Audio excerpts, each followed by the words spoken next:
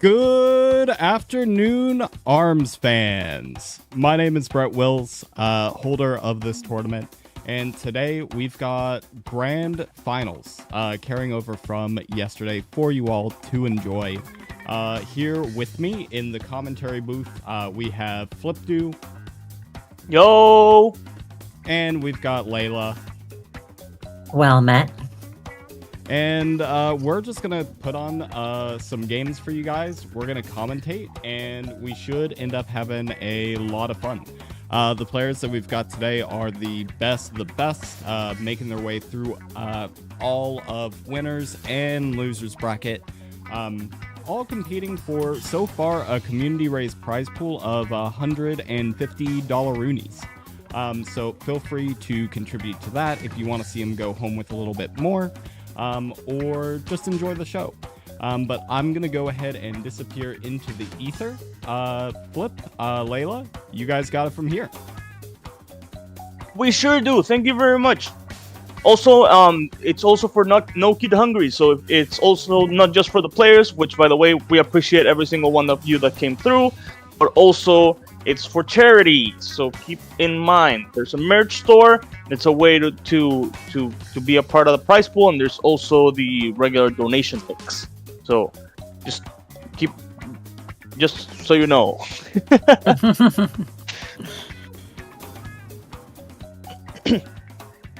Yeah, give me a sec. No worries. You take all the time that you need. A reminder to everybody that these are going to be best of fives from here on out, so expect to see plenty of arms for your buck onto today's shenanigans. And I can already tell you that for our upcoming first batch of our best of five, we are going to go straight to Mausoleum. So I do hope you're ready for some spherical graveyard nonsense. I say nonsense, there's no nonsense in this unless you break open that middle platform and go for a little bit of a bouncy spring ride on the trampoline. But who knows if any of our upcoming combatants will decide to free the trampoline from its shackles as we get ready for our first matchup of the day. It is going to be Rip and Girl versus our good old favorite duo of Bite and Buck. Oh man, Gerardo and Pringles, okay. And we're starting off great. Immediately going in with a grab. Okay, I'm actually really excited for this one. Well, we saw both of these players yesterday, very good contenders, and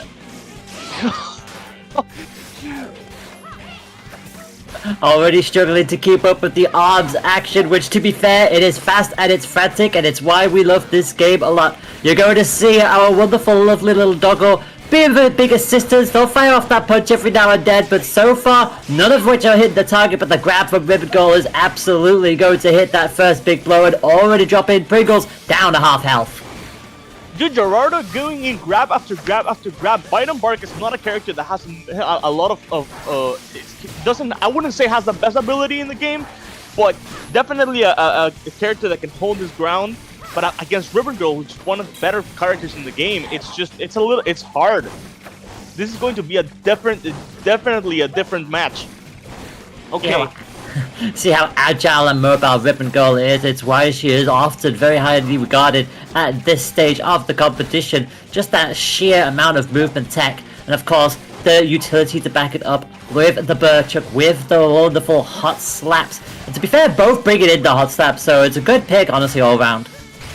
Yeah, the Slappermander, and okay, they were both, of course, saving the rush, and Pringle should be using it fairly soon on this. Oh, it's going to time.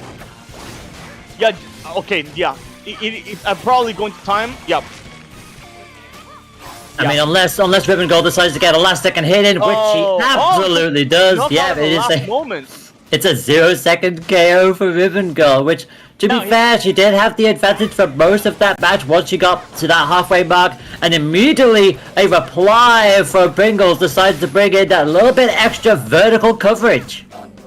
And it's all about that height for sure. I mean, Ribbon Girl is a character that constantly, her own ability is to just jump. So Gerardo, of course, has an advantage already, but with the states that we have currently, Pringles has to be able to somehow break that center in order to start gaining some height. And already it's going to be Ribbon Girl who's on the back foot, and Pringles having much better control of the situation and gets the KO, tied things up almost immediately. I don't. Okay, I'm going for final. Of course, this is a best of 5, so this is just round 1 out of. Well, not round 1. This is round 3, but this is match 1 out of 5 that are supposed to be done. So of course, for the amount of players that we have, this is very exciting already. And they're going with a Tri-Blast. Of course, this is a good arm. It is a solid arm. That stun mechanic is always going to be of big use, and of course the rush is going to also come out. Big type damage already. Pringles down to pretty much 25%. Make that into critical, and Gerudo taking that defeat on the chin and just coming back with a vengeance. Let's see if they can block the next rush. Does not! Good juggle there from Pringles. Bro, Pringles is having her on the ropes. Gerardo is not. I mean, I'm not saying he's having an easy time, but I mean, Pringles is on red. Gerardo is about to be on red, and it's all about yes. If he manages to, okay, he's got great mobility. Gerardo knows how to keep dodging those moves and being able to stay on top. Oh, this is I have to put my chips on Gerardo in this one. I mean, we have to see what the counter pick is for the stage. We have to see what Pringles has on their side. I see them, since being a bite and bark character, it needs to be a stage either with more height for himself, or a space that's just more closed in. Something like Sparring Ring would be really good. Something like Riven Arena could also be pretty good for Bite and Bark. Oh no, but Riven Arena would be actively having stuff in the way for Bite. And which one's Bite? I'm not sure. I'm not entirely sure. Bite is the tall one, Bark is the dog. Okay, Bark. I should have figured it out. I don't know why. Okay, Bark. We have no control over Bark, essentially, so we need to have as clear a space as possible. So probably, if it was me, I would go with a Sparring Ring or a Buster Beach. Well, right now the bans are coming up thick and fast, and of course we're already going to see Sky Arena, DNA, Buster, and Ribbon all banned from selection. So Which ones are banned? Stages that are banned are Sky Arena, DNA Labs, Buster Beach, and Ribbon Ring. What? Those are all stages that were highly used yesterday. That's crazy to me. DNA Lab is one that came up time and time again. Buster Beach also came time and time again. Sky Arena came out once. I'm pretty sure the ones that were banned are essentially all the ones that were used yesterday. That is 100% fair, and honestly, if we get to see Sky Arena at least once tonight, I'll be very happy, because I always do like to see that stage come up. It looks like it's going to be Sparring Ring is going to be the choice for our second matchup. So off we go, and we're going to see a character switch on the side of Pringles. In comes the Helix. Going to Sparring Ring, as I said, they're actively okay, so they're using the best out of Helix in order to gain that height. Ooh, that's actually really, really smart. So closing in the quarters, Helix is a character that has a high amount of mobility, and it's very hard to hit. So of course this matches perfectly with Ribbon Girl, and Ribbon Girl is not gonna have any of a good time, especially with those vertical arms. Oh my god! Yeah, Pringles knows exactly what they're doing, bringing this to the table, but it's still not going to be an easy ride for them. Ribbon Girl is still incredibly mobile, and Gerudo knows full well how to make the best of the situation. Rush misses! Counter Rush also misses! So both swing and a miss! We still have 58 seconds on the clock, so there's a great chance for another one. So both players can have a real... It all depends on how much they hit each other as well. Pringle's actively gaining more. I mean, he used it first, right? So... To be fair, going in with the double Hydra is not going to be great for Ribbon Girl, and you can already see it manages to get the grab in at the very least, and... It's all about that height, definitely. So of course he's gonna be knocked out because of... Oh man, Dude, Pringles knew how to counterpick. knew how to counterpick for sure. Gerardo is not going to have an easy time with this close quarter, not being able to use their height as an advantage. This is, and chaining up to a Slapamander, this is extremely... Whew. What are your thoughts on this, Layla? This is crazy to me. Honestly, the switch to the slap is probably just to try and anticipate the fact that Garuda is going to switch up their arm style as well, and also keep the playstyle fresh on their side of the field. And so far, they're both still just about even, but the rush from Garuda is going to land this time around. A good solid 340. Backs Pringles into the corner, but does get tapped, manages to get the counter, so they're keeping this up close and personal and not allowing Helix to go into Springerling territory, but that grab is going to quickly shut things back down. And of course, bro, the Frost is gonna be, because Helix in here is gonna be all about mobility. Since it's a close quarters ring, it's all gonna be about trying to... Oh! Bro, the rush always comes in clutch every single time, and with this being such a close quarter space, it's not easy to get around it. The fact that the original one was completely blocked is a wonder to me in its entirety. And Pringle's winning, I think, both this round? Yep, that is a 2-point round. Garuda did not get a single point in that one, so all square in the set, 1 apiece, which, to be fair, we kind of should have seen coming considering Garuda's track record so far. Their previous match was a 2-1 against Landfrog. The match before that was also a 2-1 against SNG. So I think Garuda's pretty much used to this at this point. But obviously, those were best of 3. This is the best of 5 now. So we got that little bit extra to play this time round. But as it stands, all square. And Pringles very much needed to get that point under their bag. And it's a best of 5, so now we're going to round 3, and with round 3 being a thing, it's all, I mean, whoever wins this doesn't win. No, right? Because they've got to win 3 points for a best of 5. So essentially, whoever wins this one, and if they somehow win the next one, it's done. Yep. We could be seeing game 5 again. Gerardo has been doing really well, but the fact that Pringles has had to, learn how to counterpick, and it's probably, I was gonna say, Ribbon Girl probably changing their arms to a Frost or something, because this is going to actively keep Pringles in line, not being able to move or dodge, and using a Slapamander Oh, but he didn't use the Frost this time. No, brought out the tripod instead for the stun, so good. Honestly, interesting choice, and to be fair, the tripod, I can see why they've gone for it, because Helix does try to keep that vertical territory, and the tripod just covers off the horizontal for where they could potentially go off to. So we'll see how this plays out, but unfortunately for Ripple, they're currently not being able to hit anything, because you just see how just small Helix can make themselves. Not only that, but the amount of punches being thrown out in the way is just blocking some of the other punches that are coming in. So this is it's all about who happens to hit first. And with it being Helix, I don't see the punches landing all too well. It's all about who uses the rush first at this point.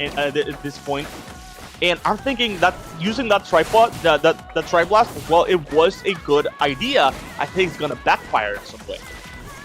Yeah, you can already see the health difference between the two. Garuda already back down into critical. Got the initial part of the rush, but cannot get anything else other than that. So Pringles keeps a nice, healthy health advantage. There's only 25 seconds left to go. Ribbon Girl having to really get a bit of a wiggle on here. Only just dropping underneath 75%, whereas they're only 1 hit away from go down. Another very opportune time stun, but they are going to get caught by the grab, and that is going to be another point towards Pringles. So that just leaves open. So, okay, So, Gerardo needs 2 wins. If Pringles manages to win this round, I'm not sure why they didn't change the stage, because for Gerardo, this is going to be a really, really bad stage. This is basically fully benefiting, and you see how they changed the Frost. Oh. They've gone for double. They've doubled up on the good old chilled glove. Goes for the rush, actually gets it square center, 280, pops them back down, but notice that Pringles is still somewhat in that. Goes for the rush, does not get any of it. Good, lovely, patient play from Garuda. I would have gone in with the grab. I feel like they were completely out in the open. It was all about, It was all about, it's all about managing to land that frost, and electric would have also been really good. I feel like actually going for an electric would have been even better, because even when frosted, it's going to be a problem if the arms can keep blocking the other attacks in the way. As it stands, Ribbonskull's got this under control. Back into critical for Helix. Almost got the grab, just didn't quite make it there in time. Another lovely little slap, but there's only 30 seconds left. But these 1-2 combos are starting to add up. Gerudo cannot afford to get too complacent here. They are still a point down in this respective match. And both with Rush set and ready to go. Does Helix go for a swing if they want to go for the KO, or does Ribbonskull just patiently wait for this and get the sludge that they need? I was about to say Helix. Yeah, Helix has been really, really, really good.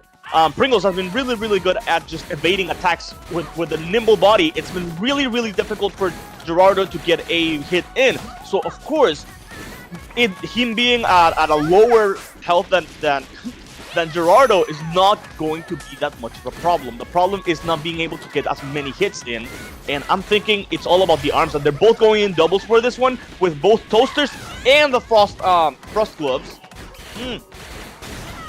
Oh, yeah, this is just a straight up punching match between the two. No additional gimmicks. It's just fire versus ice, and right now Pringles has control over the situation again. Another solid 1-2 combination almost puts Gerudo into critical condition.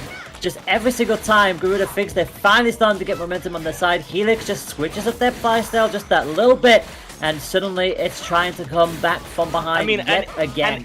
And fire will always beat ice. It's just a reality of the situation. It's not, I don't see it happening to a degree where I just don't see Pringles win. I don't see Gerardo being able to get as many hits in order to put Gerardo out of his misery in this time.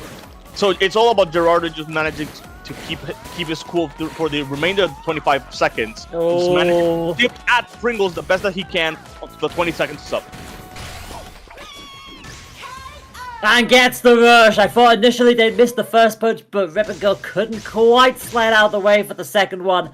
And the volley finally comes good for Helix. And with that, Pringles is going to take a 2-1 lead in this set. One more match win, and they are moving on to winners final.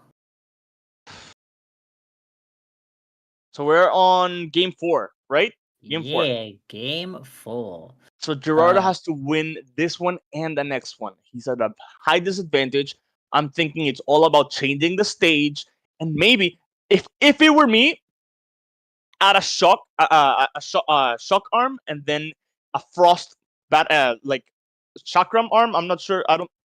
The boomerang one. I'm not sure what the names are.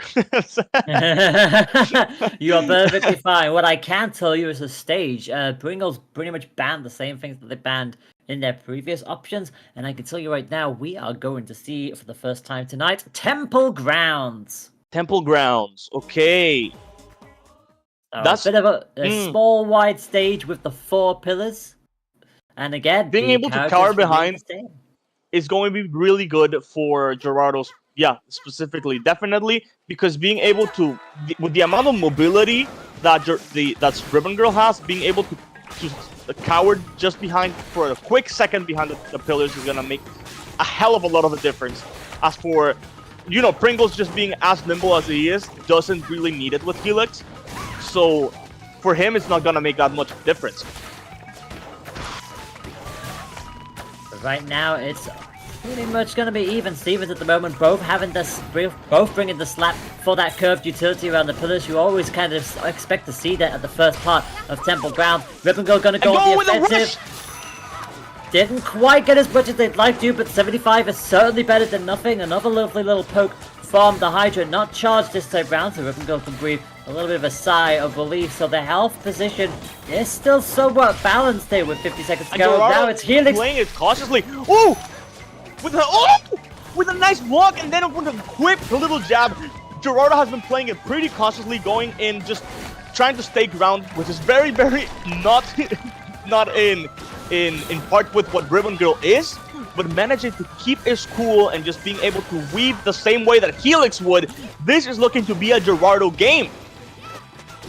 You say that now, but Pringles has managed to wrestle the health advantage back onto their side of the field. 20 seconds left to go. Garuda is on the cusp of critical, does have Rush charged up, but Pringles is right behind them. And just like that, the tables have turned. Helix is going to get punched into the corner, but they don't really care about this at the moment. A grab comes out that brings their health down a little bit, but they still need another solid grab to bring them down. And Helix is just gonna... Yeah, of course, stalling for time.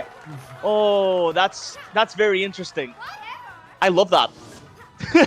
Using the time against them.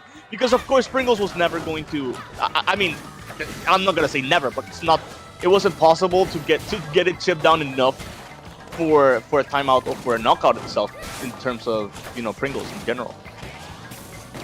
Be that as it may, it is set point for Helix. Managed to get some of their barrage and another follow-up charged hit with the Hydra, which means once again it's a lot of work for the Ribbon Goal, and that grab is not going to help matters. Already past the halfway mark. They're yet to deploy their own rush. Gets the stun into the grab combo. It's a combo we've seen time and time again. Utilized, goes for the rush, lands the rush, and just like that, it is game on again. It's all about, anything can happen at this point. I mean, it's all about if Gerardo manages to hold out and get this single round, it's going to change everything. Because the moment that, that Gerardo either loses all of his health or the timer runs out, it's over for Gerardo completely. And that's not, well, not completely. We still have losers, but Gerardo still has a chance. Oh, I don't. Oh, goodness. Gerardo, please. 1 HP and a dream for Gerardo. Anything at this point will KO them, and they know it. They're backed into the corner. There's only 20 seconds left to go, and that will do it. A 3-1 set victory for Pringles. The Bite and Bark and Helix combination pays off for them, and into winners final they shall spring.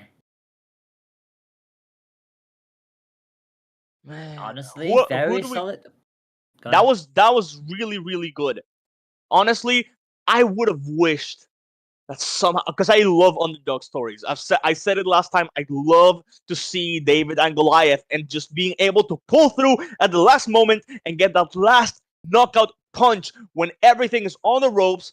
I love that kind of thing. So I can't say I'm disappointed. This was a really, really good match. But I was rooting for Gerardo. I can't not root for the underdog. It's just it's not in my nature. Not possible. And there I thought, as commentators, were supposed to be unbiased in these kind of conditions. I will never be unbiased. I have no control over what happens. So it's completely fine. Completely fine. Well, be that as it may, we have our winners final pretty much all set up now. It will be Twin 5 going up against Louie M21, aka Pringles. But first, we're going to dip back underground. We're going down to the losers bracket, and we're going to polish up a few things there. Unfortunately, one of our players had to drop out, which means a couple of people have already gotten their got their movements progressed onto the upcoming round. So as a result, we're going to have our pretty much last little segments of the losers bracket for a little bit, as Garuda now takes on Godly, the 11th and 12th seeds respectively. The winner will move on to losers quarterfinals. Who will be waiting for them there? That is going to be Mr. Table. Mr. Table. Plenty on the line. And again, as a reminder to everybody, it is double elimination. So if you lose now, it is done and dusted. And we'll be seeing Gerardo again, right? Because that was winner semis. Or am I wrong?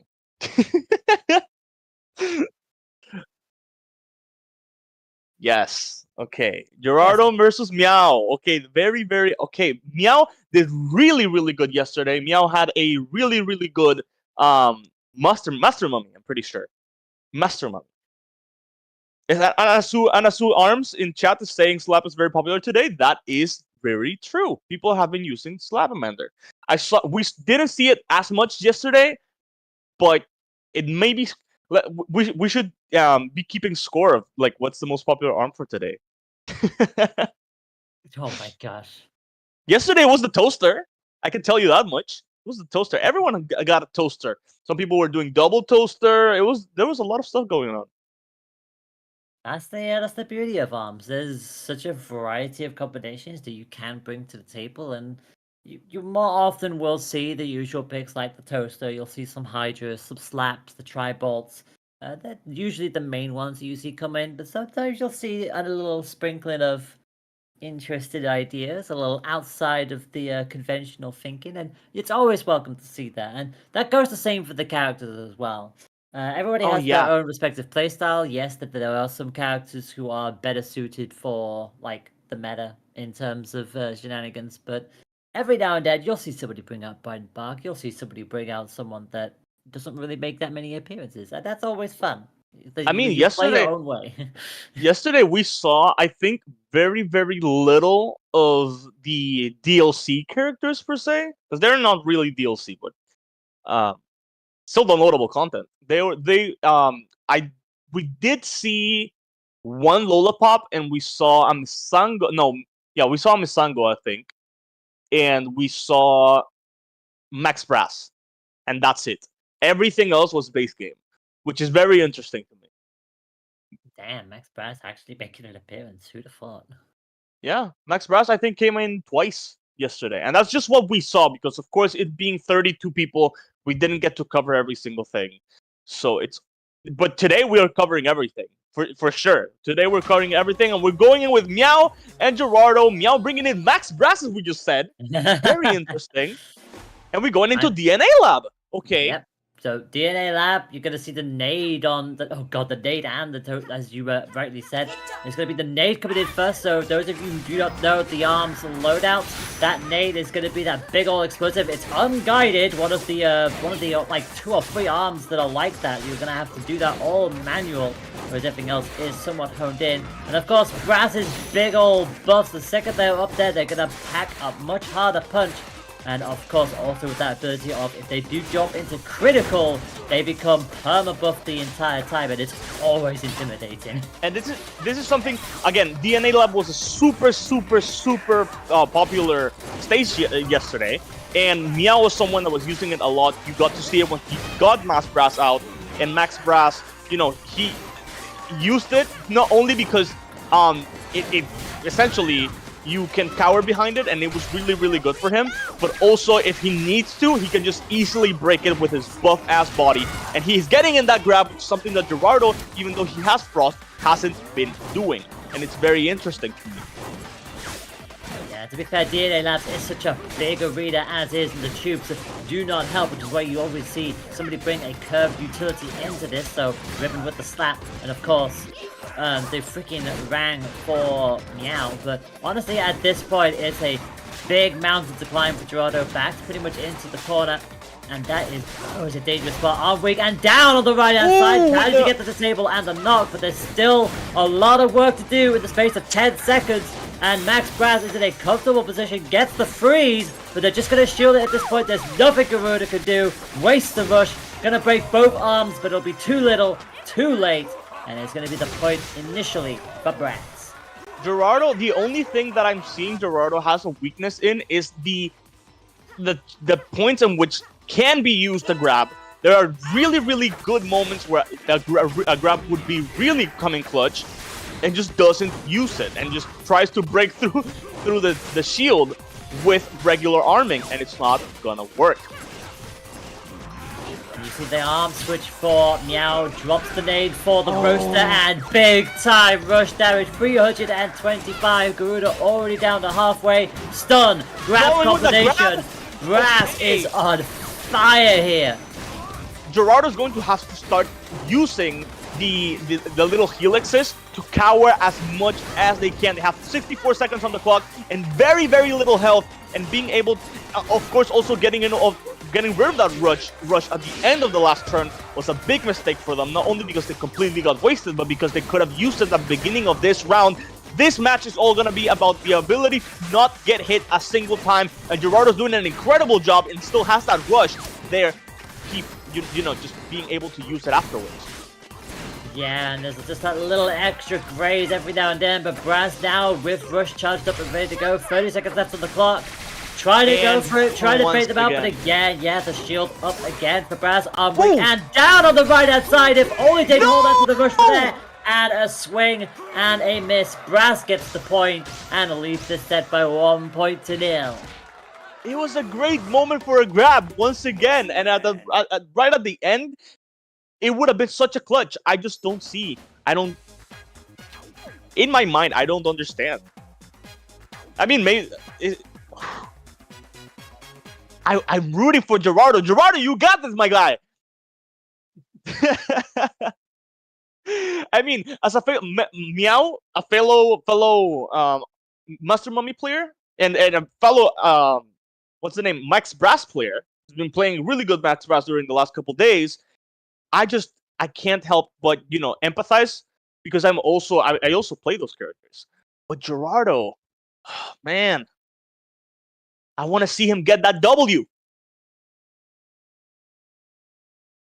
Well, we will soon find out in due time if Garuda can find a way of bringing it back against a very strong Max Brass. We're going to see bans coming up already. Spring, Ribbon, Scrap, and Ramen all banned. So, interesting. Oh, also, both players have dropped initially, so it looks like we're having some technical issues. Hopefully, we'll get that back up sooner rather than later, but already a solid... I thought it was me. Well...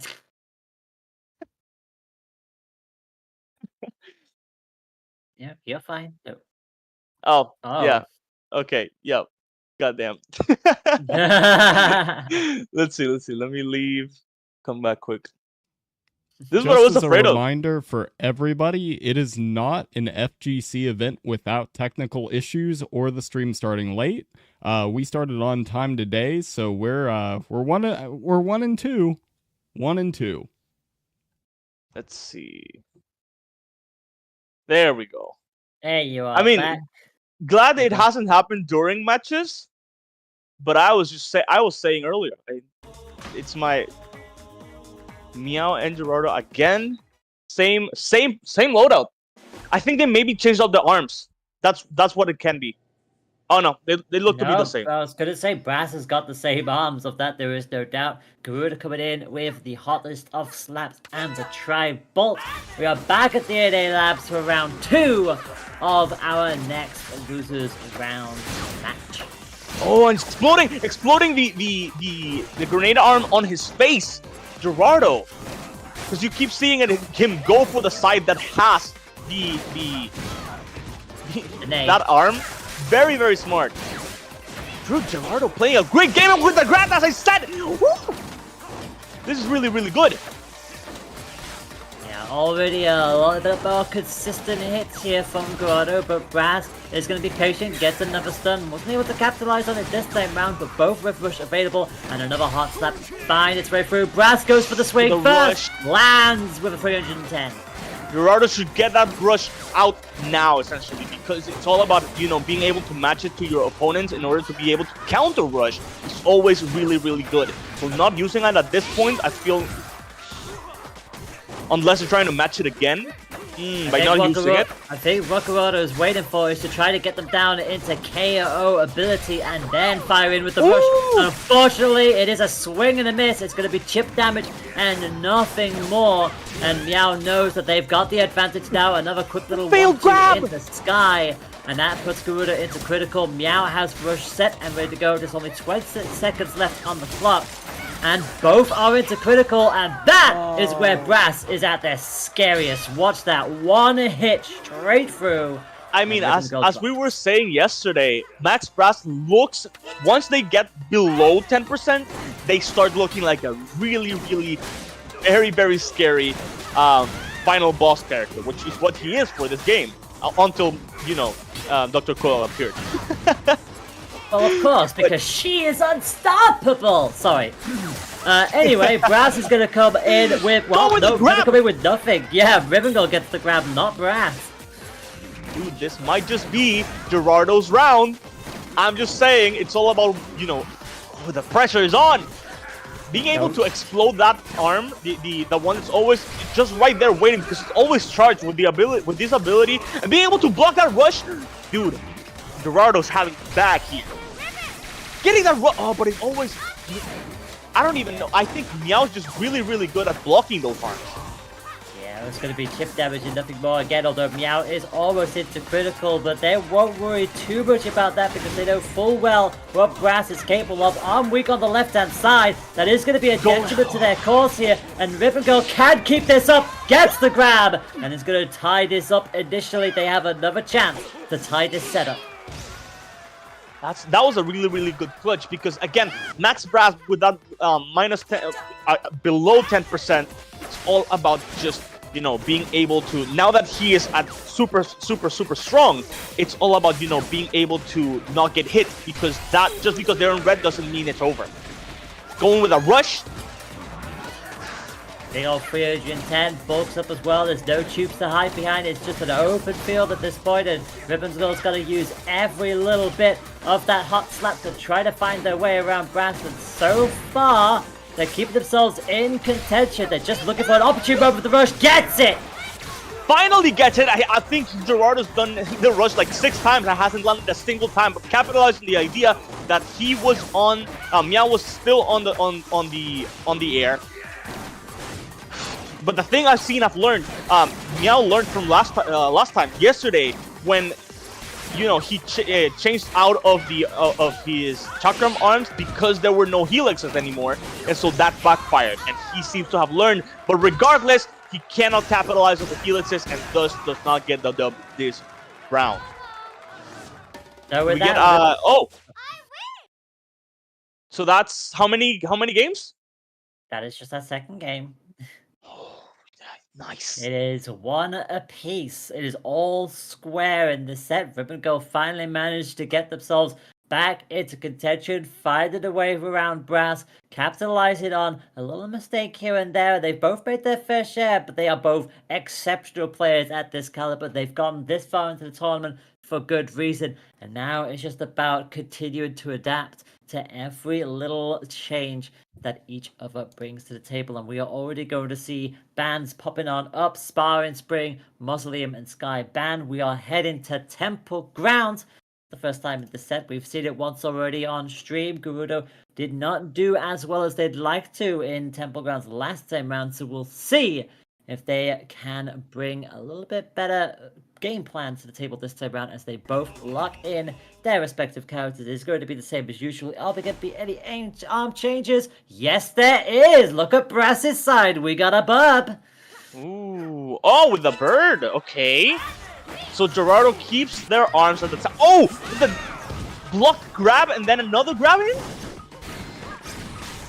That was a very last second block of that grab. If that was the case, it is Meow who gets the better of the exchange and takes the initiative. And obviously that Firebird gonna do their lovely little work. It's not quite the same as the slaps. They've got their own mechanic in play for it. So again, Ribbon Girl having to adapt to the switch that Brass brings, and obviously pretty much all fire from everybody, with the exception of the tripod. It's the only non-fire arm here.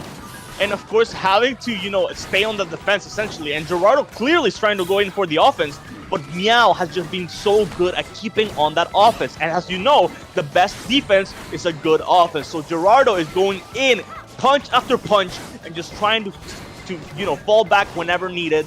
And Meow hasn't been able to land a single hit in a while now. And each of each other have not been able to land a single hit, mainly because, of course, also Meow's ability, which allows to, you know, not to be hit.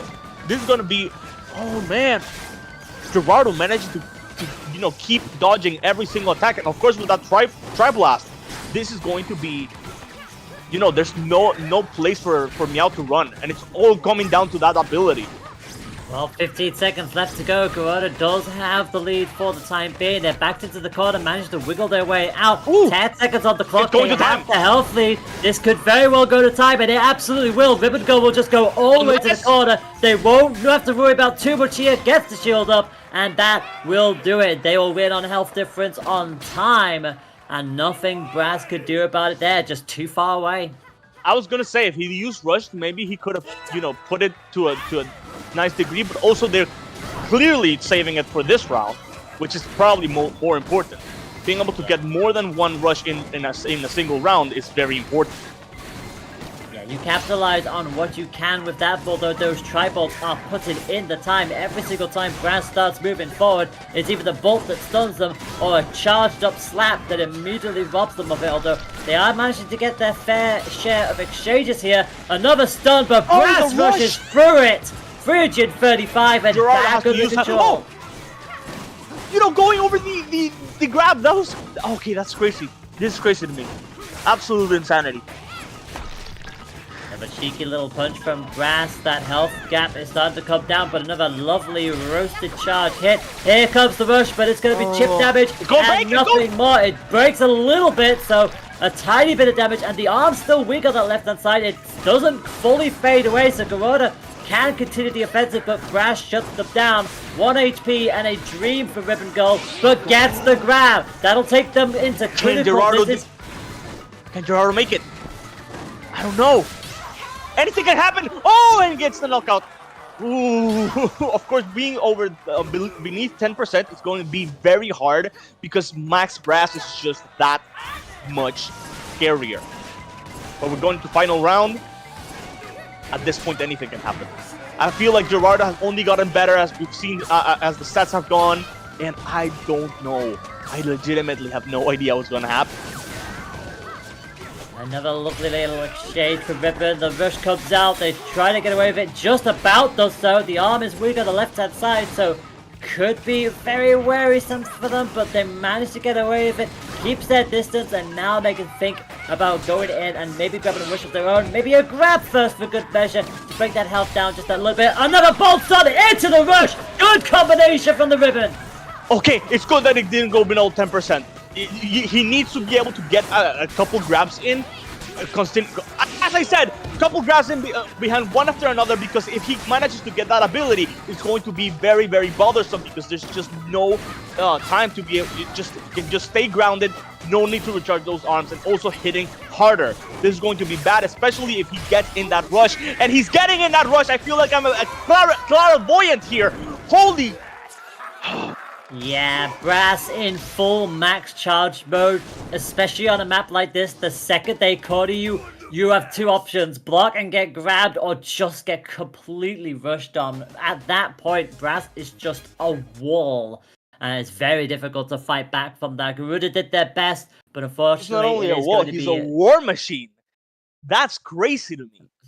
Just that split second in which you left it open to use the ability is always going to, bite you in the ass. And it's really, I can't. There has to be some way for Gerardo to go around this, right? I mean, how many? Currently, we're 2-1, right? Yep, it is currently 2-1 to the Brass, to good old Meow. So we're going to see what Garuda could bring to the table. We are going straight back to DNA Labs.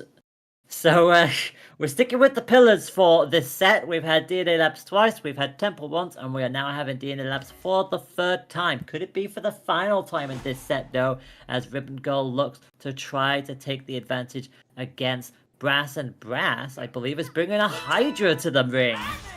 So changing up the arms once again, this time trying to go for that vertical height, which of course in the last set and the last time that Gerardo had someone to fight wasn't Meow, it was of course a Helix, but that came to be a problem because of that vertical height needed. Ooh. But so far it is... No, you go ahead. Well, arm weak on that right-hand side, but Brad's got to be a little careful. The bolts do land, but unfortunately Ribbon Gold is just a bit too far away to capitalize on it. And that's the thing you have to remember when you play stuff like that, although the ice is also going to land, and that just robs the abilities away from Brass for a short while. But again, can't fully capitalize on it. They're able to get these hits and bring the health down, but they're not able to get that second all-important follow-up punch, and Brass is literally dancing on critical right now. And it's all going to be about that rush. Who's going to use that rush first? I feel like if Meow uses it first, Gerardo is going to be able to dodge away and then counter rush. And it's all going to be down to that, I feel. Because, of course, also Meow is very, very, very close to 10%. keeps chipping away, it's going to be a problem. He needs to get in a grab or a rush. All about Gerardo. Gerardo just, yeah. Oh, no! The rush was completely... Amazing play here for Meow and the rush as well. That is absolute devastation, and just like that, Brass has the lead. I saw exactly what Garuda was doing. They were trying to stall out the clock by hiding behind the tubes, and in a matter of 20 seconds, Brass has turned this around. Completely. And that is a stun. I think Brass still... No! Pringle got it! What? He swung at the last second. What? What a first opening match here. It was the frogs that came in clutch because at the end, Meow wasn't able to hit. That's crazy. Wow. Dude, this matches keep us on toes. I can never, as I said, I can never expect what's about to happen. And now there are a couple, I think there are 3 helixes left. 3 tubes left, and it's all going to be, for Meow, it's not going to be beneficial at all. It's all down to Gerardo and being able to capitalize on that the best that they can. Going in with the grab.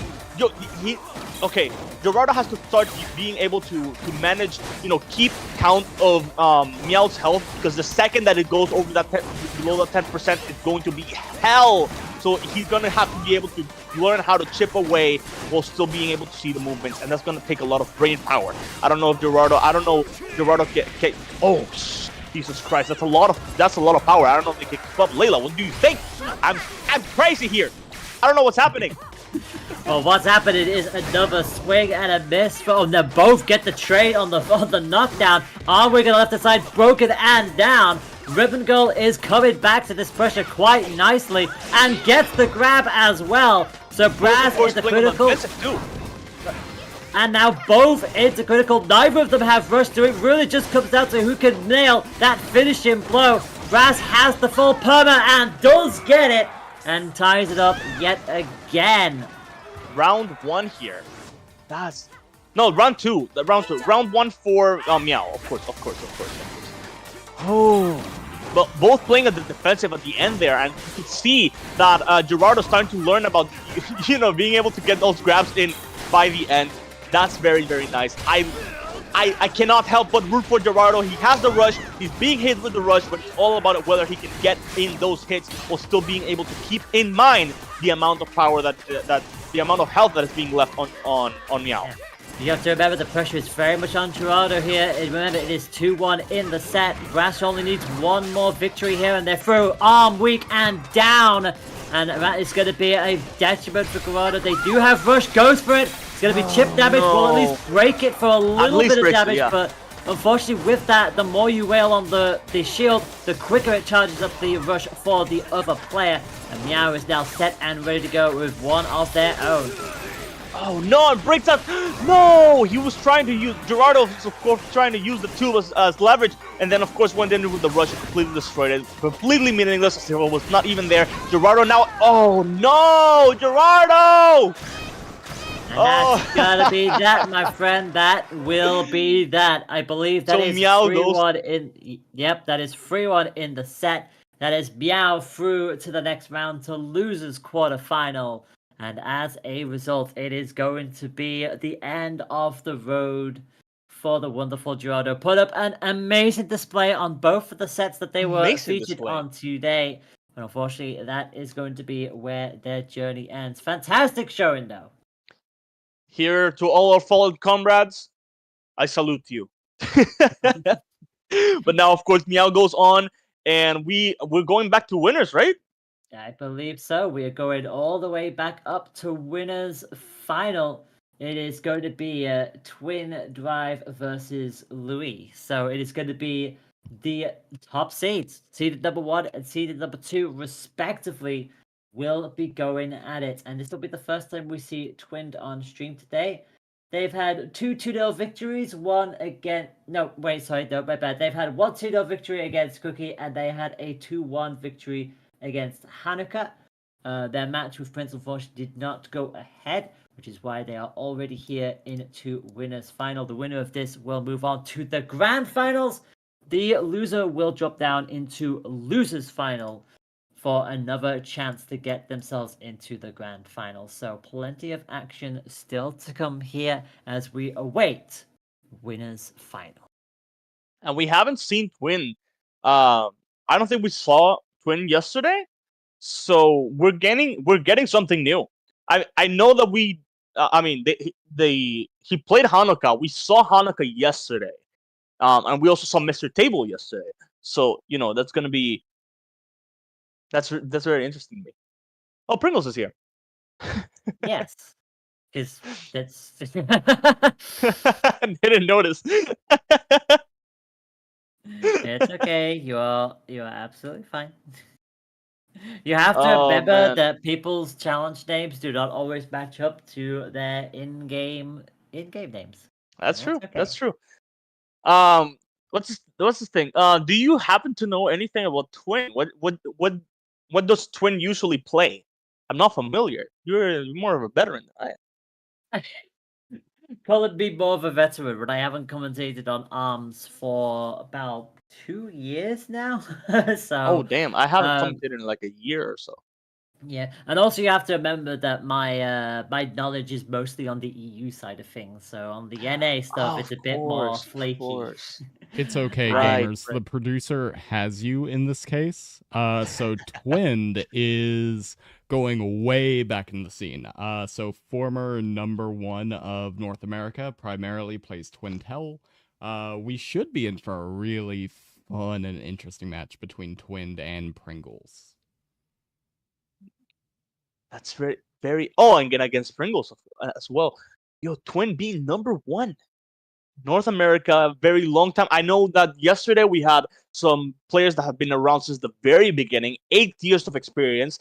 I don't know if Twins has been around since the very beginning. I'm guessing as much. So we could be seeing some matches here that are just as we said yesterday, we're going cream of top of the top, cream of the crop. I was gonna say why I was like, how did you fumble cream of the crop? I was like, I don't know. When the cream rises to the top, brother. It's like, come on now. So we're getting a Twintel versus Helix. I mean, that makes sense. We literally saw Helix from Pringles in the previous matchup. Oh, it's Lollipop. I don't know why I said Twintel.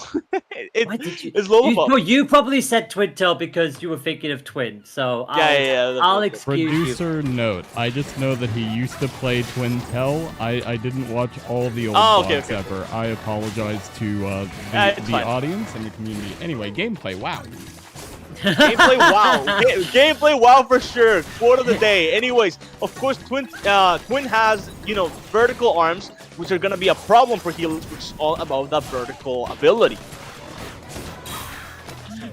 Sorry, I'm still thinking of the freaking the game wow. Gameplay wow. Arms nice. I mean, Twin just got in that rush and getting it with a grab afterwards. Of course, living up to Twin living up to their title here.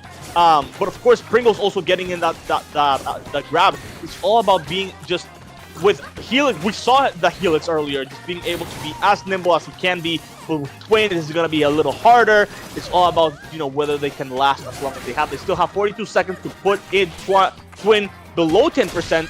And getting in grab after grab is probably going to be the best way to do it. With a rush as well would be really, really good. Just put him all the way on another grab. Bro, this Helix is the king of grabs. And we're getting it with the rush and Twin is done. That is consistency at the highest caliber. Nothing short of what we expected from Pringles going into this. It was just combo after combo, grab after grab, a beautiful display from Pringles. And despite Lollipop having such good mobility as well, being able to inflate up and still wander around with the shield up, just Helix was able to shut that down and not allow Lola to take center stage in the slightest. The Ice Dragon is going to come back out alongside the smokescreen Hydra. And of course, Twin is going to be actively looking out for those grabs because that last round got grab after grab after grab. You see Mr. Pringles trying to do it time and time again, and it's just he tried twice, has not worked out. Twin is clearly looking out. So again, holding on to his title. Pringles just showed us that just because they were #1 does not mean that David cannot bring down Goliath. It's just what is shown, and Pringles did a massive comeback last time, and I wonder if he can do it again. Just because he's below 10% doesn't mean anything. Going with the grab again, and still have that rush. It's all about whether or not, yep, okay. We're going to round 3, so that's completely fine. Yeah, to shoot you down very quickly there. Lola was not going to allow the same thing to happen twice, and Helix coming out with the double nade now, just throwing the automated system out the window, all manual, and there's Biff's face on our screen yet again. Thanks for that, Lola. Going with a double nade? That's very, of course, Lola not only has great mobility, but also has like great coverage in terms of defense. This is really, really good. Yeah, big high explosive damage, and a little bit of risk in there as well if it does charge and gets deflected out initially. Lola can have that self-destruct chip go on their favor. Unfortunately, whiffs with the rush, so chip damage and nothing more. Pringles has an opportunity to reply, both still at somewhat even health, so if Pringles could just add up that consistency like it did in the first point, manages to dodge the initial double hit there, can't quite get the rush going just yet as Lola goes all the way back down into the hot bucket. Those explosions are doing quite a number of Twin. Honestly, of course, we just thought it was even, but in a matter of seconds, you know, Pringles is already having a leg up until that rush happens, and of course, they're back to being just quite a little even. Of course, being beneath that 10%, and as we saw earlier, that doesn't necessarily mean death for Pringles, but it's going to be a little hard, especially with that timer running out. Oh, and yeah, it's over. It's time. Oh, and there's the KO as well. Yeah. KO with 1 second left on the clock. Lola makes sure it does not go to time. Straight through the heart goes the laser, and it is going to be our top. Game 1 for Twin, which is it's another thing. Clearly has a cheerleaders on chat. I see people going, Twin, I cheer for you. We see them. We need people. Pringles, I'm over here cheering for you. Don't you worry. I'm all about cheering for that David against that Goliath. Let's go. Layla, what do you think about our players right now? Well, they've made it this far for very good reason. They are the top 2 seeds for very good reason.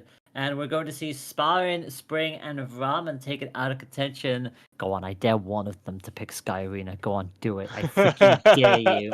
Please.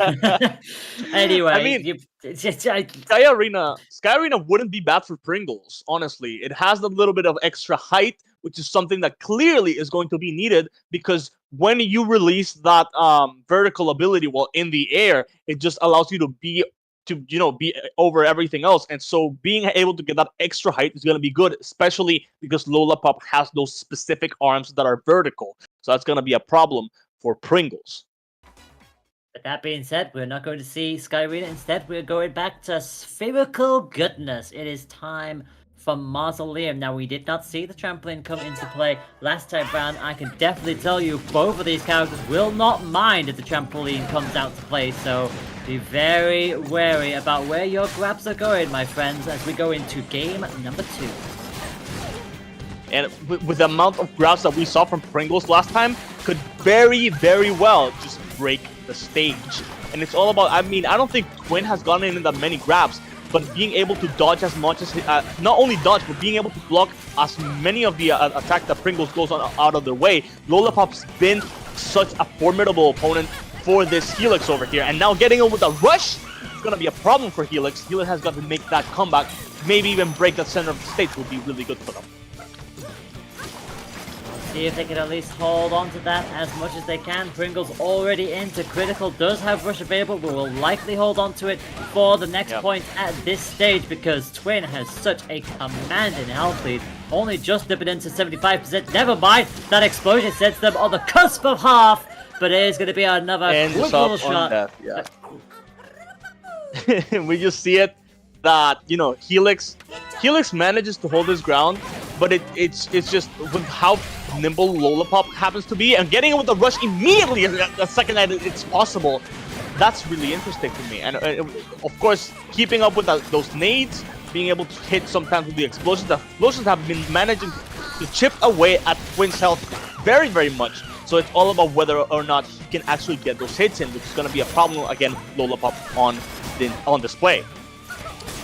Yeah, and that freeze again, just really robbing Helix of all of the abilities, puts Pringles back down into critical.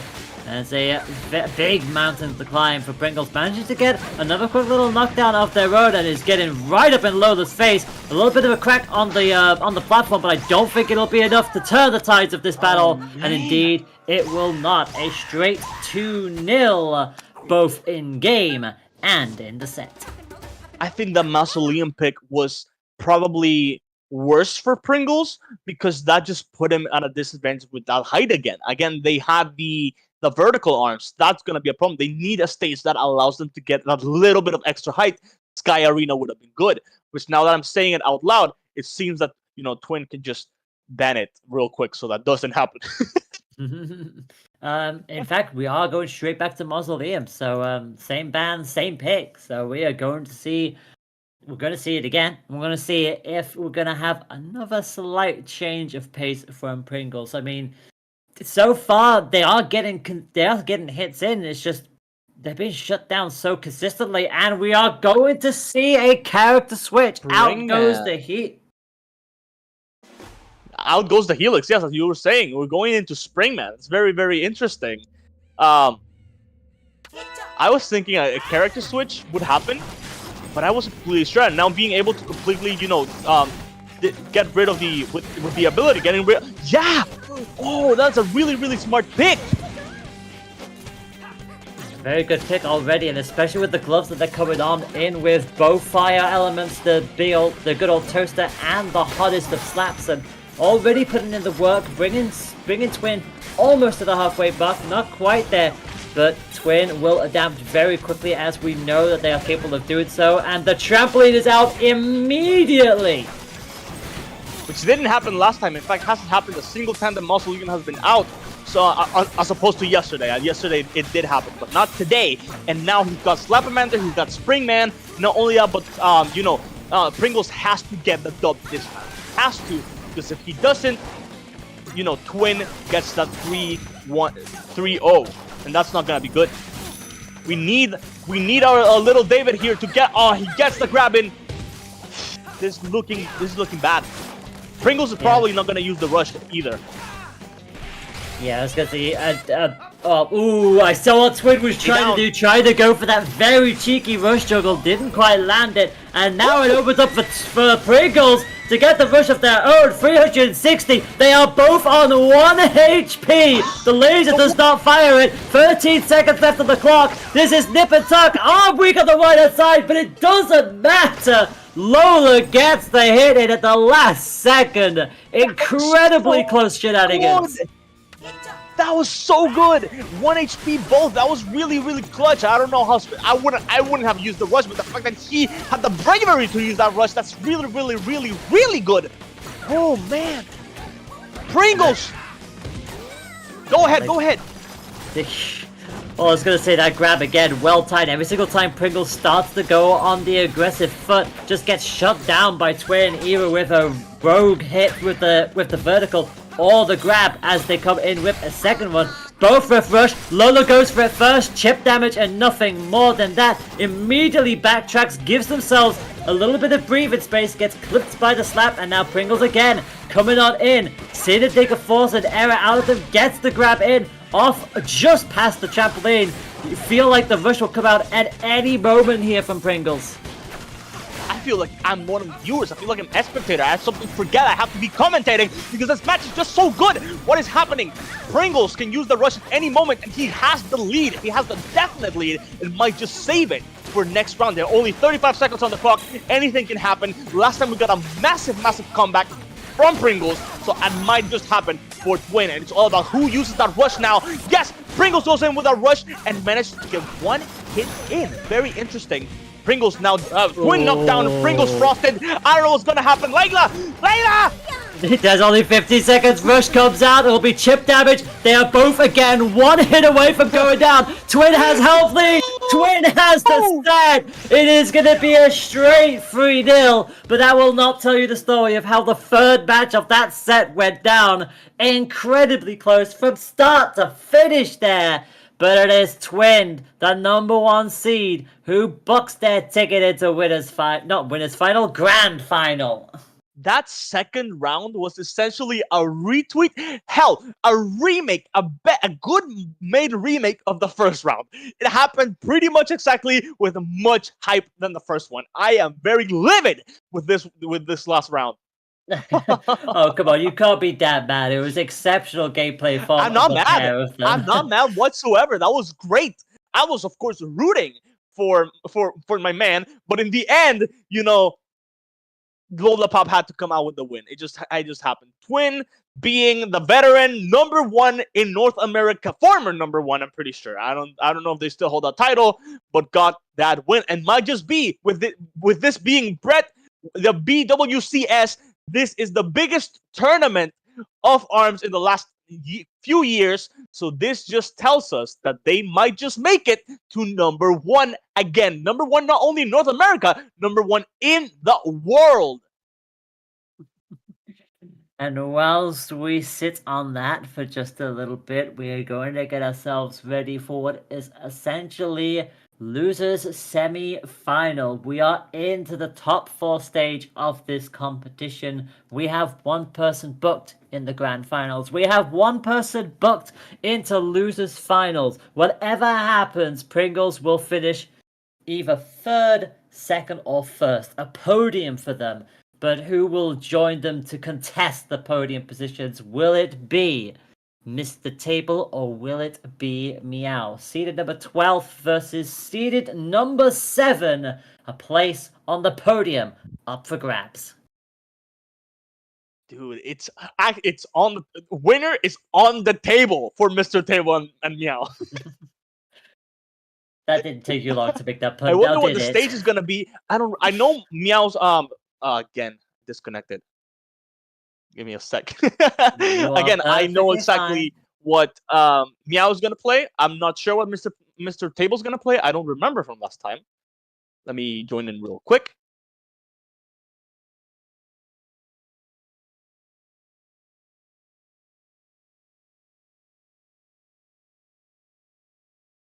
So losers quarters, one more for losers finals. It is technically losers semi-final, because the way it works is that once this happens, there's only one more match in losers. Just so everyone knows, they're talking to me right now. You couldn't hear me talking to them, but they were talking to me. We just sound crazy. People in chat are going like, "What? Why is Layla laughing? What's happening? What is? Nothing was said." No, Sorry, it's just What is an ARMS event if I don't gaslight the community into thinking my casters are schizophrenic? You know what I'm saying? Like, Look, first and foremost, I'm a VTuber. We're long past that. I'm not even in my usual. I don't even have my mask on right now. That's my first time being Flipdo and not having my mask on while still having my mask on some kind of way. I should have my mask. Maybe I should put it on just for the sake of it. Computer hacked. Face reveal in the middle of the BWCS. No. Not the accidental face reveal. Okay, so okay. I don't know. You don't know? So excited. Well, allow me to fill you on in, because the bans are currently happening. DNA and Spring were the immediate bans, and we are heading off to Buster Beach. It is the good old Sunshine Beach location time. I mean, summer might be at the horizon, but some things are always permanently in the sun, and this beach is one of them. So we are heading back. What do you think we're going to see from these two? Obviously, we've seen Meow bring in the Brass. We've seen Meow bring in the Springman. We're probably going to see one of those two, and it's going to be the Springman. And hey, this time round, you can indeed say there is a Twin Tail, yeah. We finally get that Twin Tail match, and it's the people that were saying the 2 contenders to be the Smash representative, and it ended up being Min Min. So let's see who is going to be contender for winners for finals. Finals. Yes. Ooh. Yeah, losers finals, a place on the podium at stake, and already we're going to see both pretty much begin their respective dances. Of course, for Twintel, that slow-mo effect in full effect, but a grab is not going to make anything good for Mr. Table, and already into the Hot Pocket, not where you want to be on the stage, especially against the Sprigman with tri-bolts and a toaster. And of course, this is also a match that both characters have the ability of going in for the rush real quickly, and they're already Mr. Table down to way below 10%. This is harsh. They're not going to use the rush because they need it for the next round. But these are both characters that have the ability to disable, not disable arms, but just stop arms in their tracks. And this is going to, it's all about who uses their ability best. It's going to be a fun little matchup, and it's already going in the favor of Springman and Meow. Initial point on the table, but obviously they don't have the full point yet unless they can smash that table through once more. But Twintel does have rush set and ready to go, and Meow is not too far away from it as well, so they're both going to be back on an even platform in that regard. And so far, Arm Weak on the left-hand side goes for the rush to try to cancel it out. Does so indeed, 290, and Table has control for the time being. Although Meow in that Hot Pocket quickly gets out of there. Having that rush ready, Meow can use it at any point. And of course, being essentially the underdog in this specific round and using that rush, just as I said, this is going to be okay. Holy moly. Woo! I always love this. Every single time we see the warden just ping up from either side, you just know the opposition immediately starts to double up on their aggression. Good stun hit from Table, immediately follows up, but gets caught by one of Springman's own. Stun grab combination into the Hot Pocket. Rush available for Twintel, so could fight their way out if needs be. Couldn't follow up on the stun hit, and just like that, Meow gets a little bit of breathing room. And of course, now they both have that rush, and you know, Meow has been chipping away time and time again.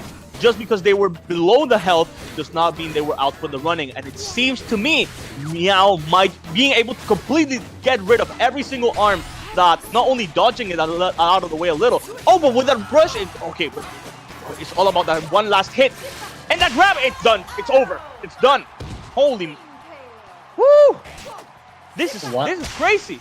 Yeah, so this is just the first game. It is one apiece in this one. It is still all to play for, but of course, as you can see, Meow has a rush, Table does not. So we'll see if Meow can take full advantage of that, find a way to catch Twintel off guard. Of course, that slow-mo allowed them just ample enough time to get the shield up and block it, but no dice this time round. 280 on the rush. And Meow is immediately going to try to keep Twintel in this corner, backed up, and charge up their rush in the process. Good exchange. Really good exchange, actually. Mr. Table already at half health, and Meow holding on for their life, because not only are they frosted, but they're being chipped out time and time again. This is going to be a battle for the ages. I don't know what's going to happen. Mr. Table to use that. It's the last round. He has to use that rush. Can't save it for the next round. So it's all going down to whether or not, because Mr. Meow is about to get that rush, pretty much saving it for then to be able to use that counter rush. Yeah, it's a very dangerous situation now for both of them. They are at similar stand-in health here. Rush is going to come out from Springman first. Twintel gets the shivvy and fires off with their own. Just like that, the tables have literally turned, but the stun grab combination brings it straight back to square one.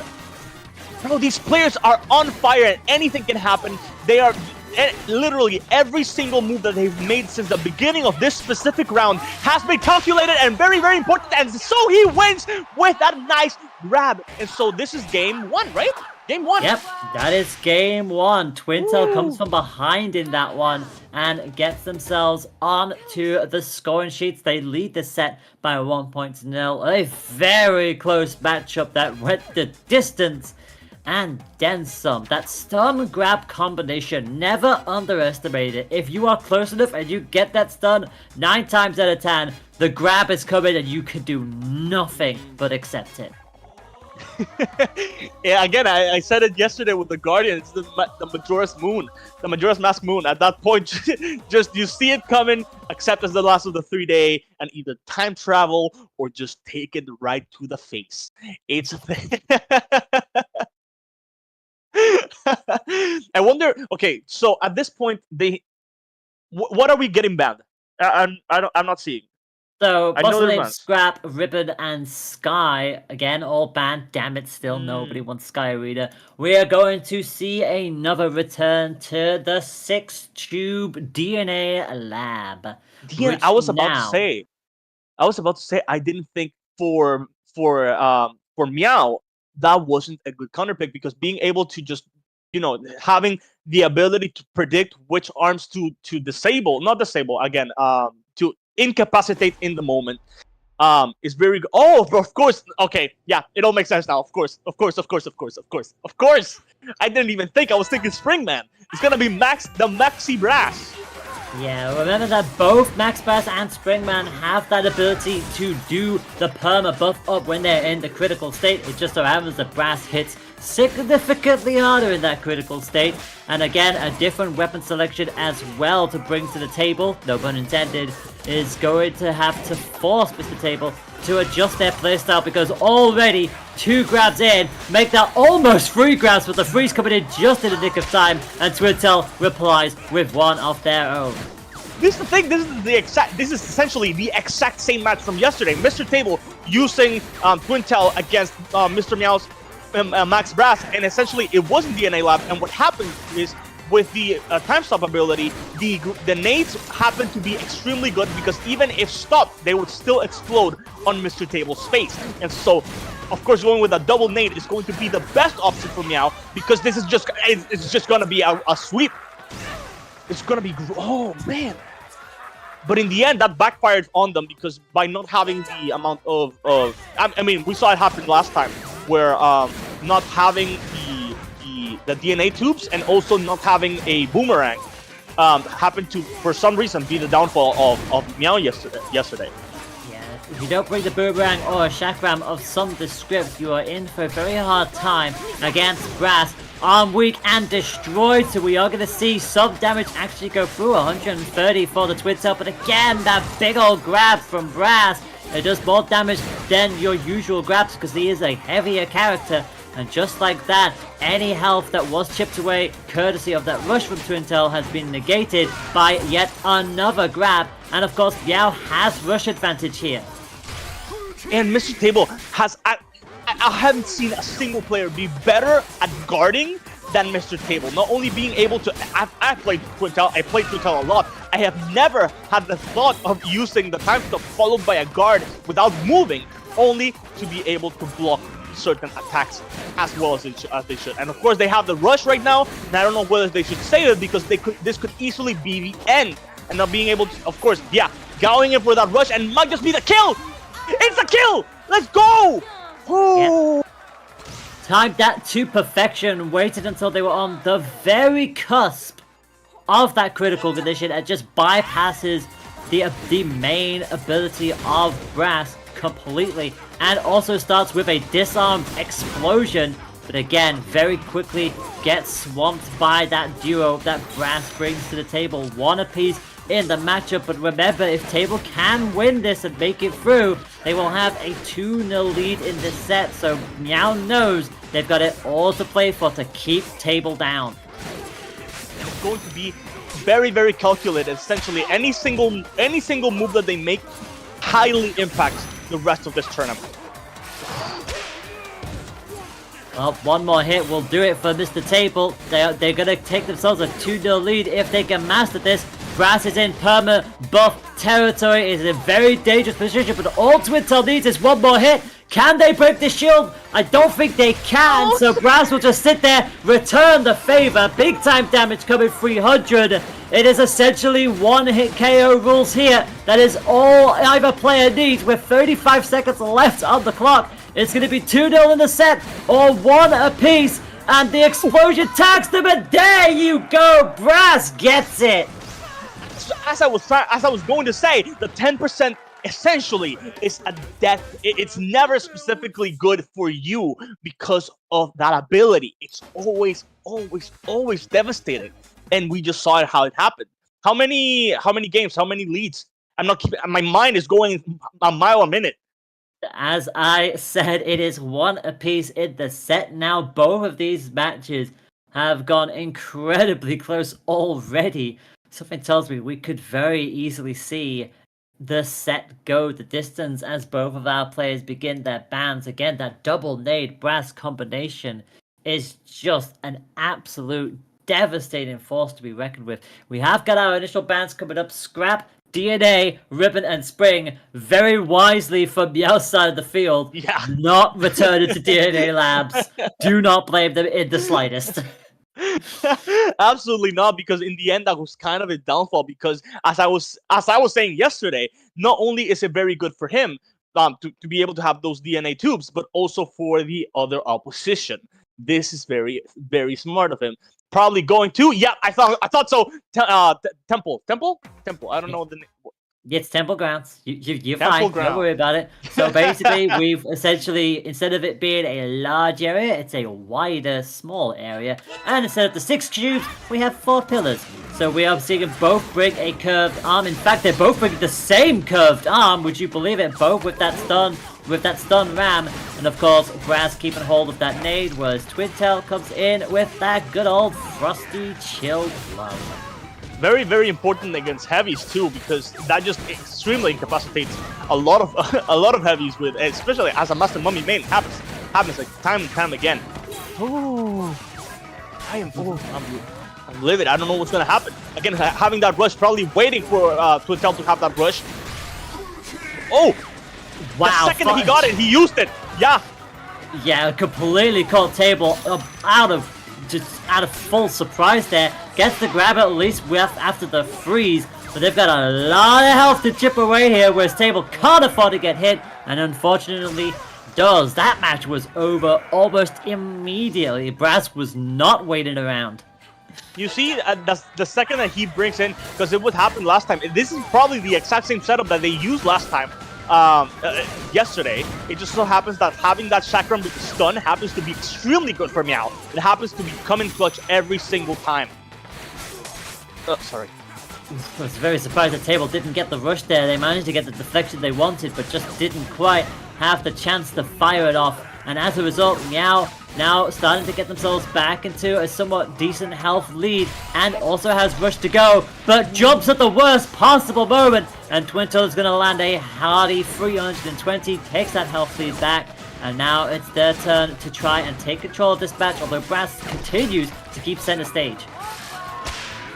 And of course, now going not only beneath 10%, but also having that rush, this is going to, again, this is not basically not over unless they get the frost in, and then a grab could definitely happen, but also just Meow being able to get that ship in as much as possible quickly is going to be but also they are big targets. Oh, it's not gonna be the end. I don't think it's gonna be. Oh, it's the end.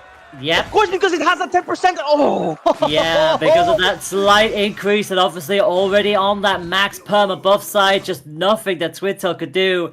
They just needed one more hit, but they were in KO range, and just like that, it is 2-1 to the Brass. Having conceded that first game, they have been on a charge since. There is no redos on that one.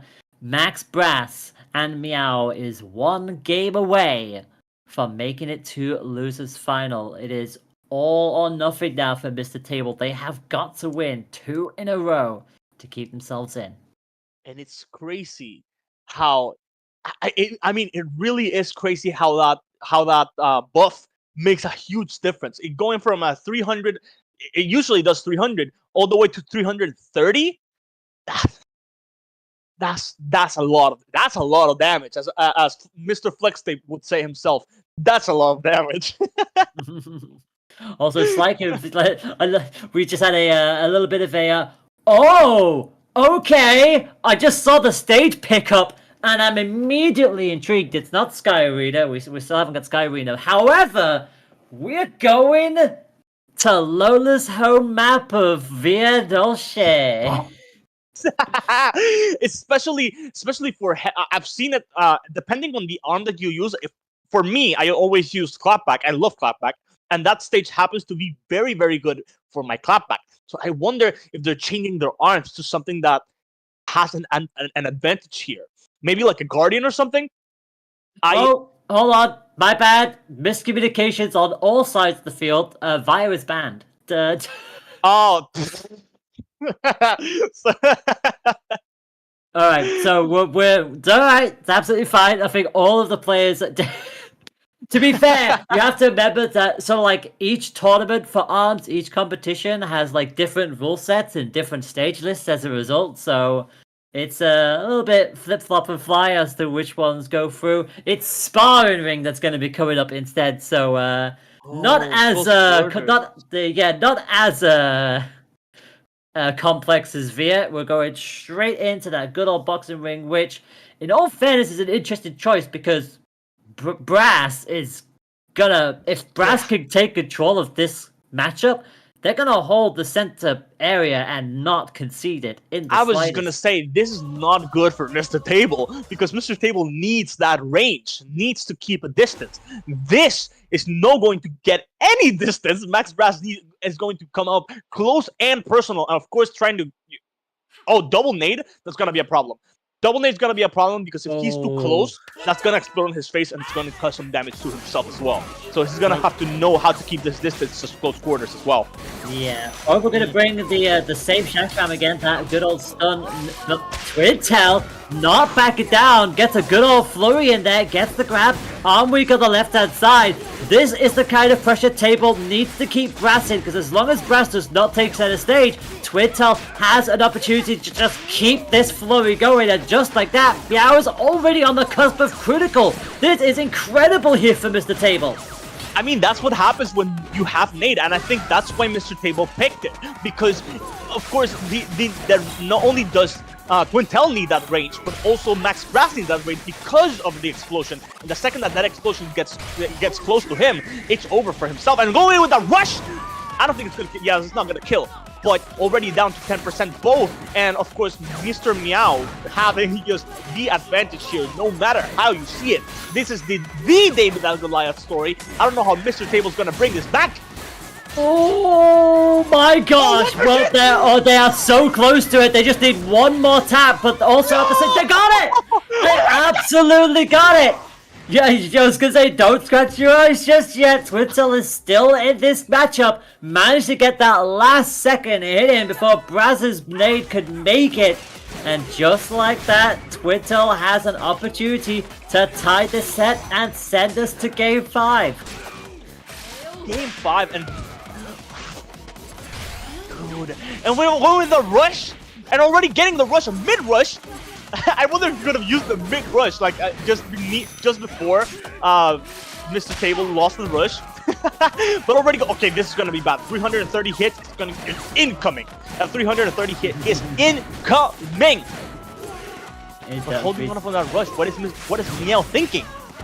Well, they're waiting for an opportunity to go for it. Unfortunately, that stun actually got the knockdown in the process, so there's still a long way to go in this. The Table won't be too far away from the rush. Here it comes from Meow's side. As you say, it's not going to be 350. It's just the 300. It's still a lot of damage. Takes Table underneath halfway. And all Table can do is wait for the rush themselves. Gets clipped by the stun. They have to pick their moment here because Meow knows. Oh, that's a grab! It might be KO! It is KO! It's Game 5, my friends! Game 5! Let's get it! Oh man, I love this. I love this. I love this. Wow. Wow. Damn. Yeah, this is great. Good. This is crazy to me. Wow. Yeah. Table banned Sky Arena. I was hoping for the upgrade, but oh well. Mausoleum, Scrap, Ribbon, and Sky Arena all banned, so we're going to wait to see what the pick is. We may end up going back. Could we be getting Via Dolce? For sure, this time? No, Via Dolce is actually like not in the tournament rules. That's why everybody got confused because they got mixed up with the rule sets. We are going back to Temple. Temple Grounds is going to be the place we return to, and remember that Brass and Meow dominated on this matchup, so Table has to bring something either slightly different or bring what they are bringing something different. Actually, they got the Thunderbird in there, so not the Phoenix. We've got the Thunder. So Not let's using see. it this round, though. Yeah, not using it though. They're gonna stick with the Chakram and the Chill. And again, Meow not gonna really change what works. That Nade and Chakram works for them as well.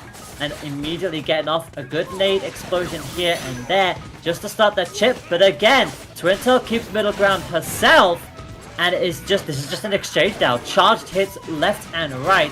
They are both chipping away and keep themselves at relative level health. Man, and it also, dude, again, I think Mr. Table is utilizing the best he can out of the... Oh, we go into that grab, utilizing the best that they can out of the elements, and going with that loot grab, and already both have the rush. It's all down to who uses it first. Maybe Mr. Meow doesn't use it because it's already such low health, but I don't see how Mr. Table gets out of this round. I don't see... Anything could happen? Like, stranger things have happened, and that is two chilled hits in a row and a grab. If Table can force Meow to have to use the rush and still loot, they'll take it, because at this point they're putting Meow under heaps of pressure here. But unfortunately, a bit overcommitted there, went for the grab, whilst Meow had full capabilities to block it, managed to do so, gets the point. This is set point for Meow. I fully get it though. Trying to go for that grab, trying to get as much damage as possible in a single one, and Mr. Table was doing just a good job of dodging and weaving, and you see it again, dodge and weave, block, every single attack being completely disregarded. Mr. Table having him on the table is happening time and time again, and it's just all about, you know, being able to keep that defense and then changing it to a stronger offense. They haven't used their rush just yet, but they're still somewhat in that corner. Arm weak on the left-hand side. No, the right-hand side, which is not going to help their matters in the slightest. Meow is almost at full rush capabilities as well. The chill, again, can't be taken full advantage of. There is the rush. Here it comes. Managed to nail the landing again. 310. Table has got to be incredibly careful here. Anything for Brass could potentially kill if they are not careful. They've got to get the rush up. This is just damage limitations now. They have to find a way of slowing Brass down, and that's not gonna happen. The nade explodes, and that is the end of the road for the Twintail. Game 5 goes the way of Max Brass. I wonder if the Thunderbird that was added would have done any significant change, because they didn't even use it, and that's very interesting for having that change. I wonder what exactly made them, because Mr. Table was actively being so good at using the effects, the stun damages, so being able to get in that disable from the shock would have been really, really, really good. Oh, in another timeline. In another timeline, indeed. Such is the way with how these tournaments work. We've had plenty of ones throughout the years, where it's gone the distance. Maybe one errant punch, maybe if the double KO or the double timeout didn't happen, things might have gone slightly differently, but those are the what ifs. That is in the past. The here and now is this. Finishing in 4th position officially is going to be our wonderful Twintail friend. Meow continues on. It is the top 3 from here on out. Losers final into grand final. And at this stage, it has been my privilege to be able to host this with you all. But sadly, I will be having to dip here. So I will be leaving you in the capable hands of FlipDew. And it's been a pleasure having you. It's been fun. It's been great to commentate again. It really has. How many years has it been? Since the last time you did it? 2 years?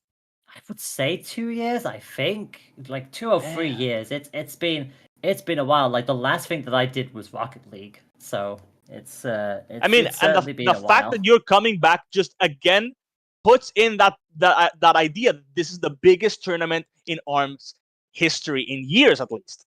So great, really, really, really great to have him here. We're honored to be a fellow commentator as well. Yeah, and I am going to be passing you over to Slacks. Slacks is going to be the one who's going to be tagging on in, and which, to be fair, without Slacks, I would not have gotten my first ARMS gig all the way back in 2018, and that then led me to Malieve. That then led me to run an EU challenge for quite a long time. So yeah, thank you all very much for making me for giving me a chance to do commentating all the way back in 2018, because without it, I do not know where I would have been. So thank you all very much. I do hope you all enjoyed the rest of the tournament. I will now pass you over to Slacks, and of course, thank you as ever to everybody involved. Cheering all the players. We still have 2 full sets still to go in the first of what might be many of these. This is the autumn season after all. Thank you as ever. Enjoy ARMS, and I will see you all later. Take care, everyone. Bye, Leila. Such a good person. And it's great to have Paul back. Paul, what is going on? I have literally no idea what is going on. We are about to head into losers finals, and then this is the top 3. Whoever wins this, Mr. Meow or who's the other person? My mind has been going how many miles a minute? Who? Pringles and Meow. Pringles. Yes. Oh, I'm so in the now. I can't remember the past or the future. It's crazy. Well, once you pop, you just can't stop. So. And then we get Twin. Twin is already at the winners finals. So that is a double. Wait, what's the? I don't know what is a double elimination. Is it when? Yeah, Twin sat there at the top of the mountain, and if Meow or Pringles make it through, they got to beat Twin not once but twice in a 5-game set, I believe. We're not going up to 7, 9, 11, 17, anything like that. So, right. Yeah, it is a hell of a mountain to climb. That Twin, hell of it. Twin has been top of the game since the start. I was looking this up. While I was waiting in the wings, I remember the first competitive game I ever played on a stream was when I made it through the group stage of the old Mega League Monday tournaments hosted by Shrimps, and I had the unfortunate thing of going up against Twin, and I got absolutely murdered back in 2018.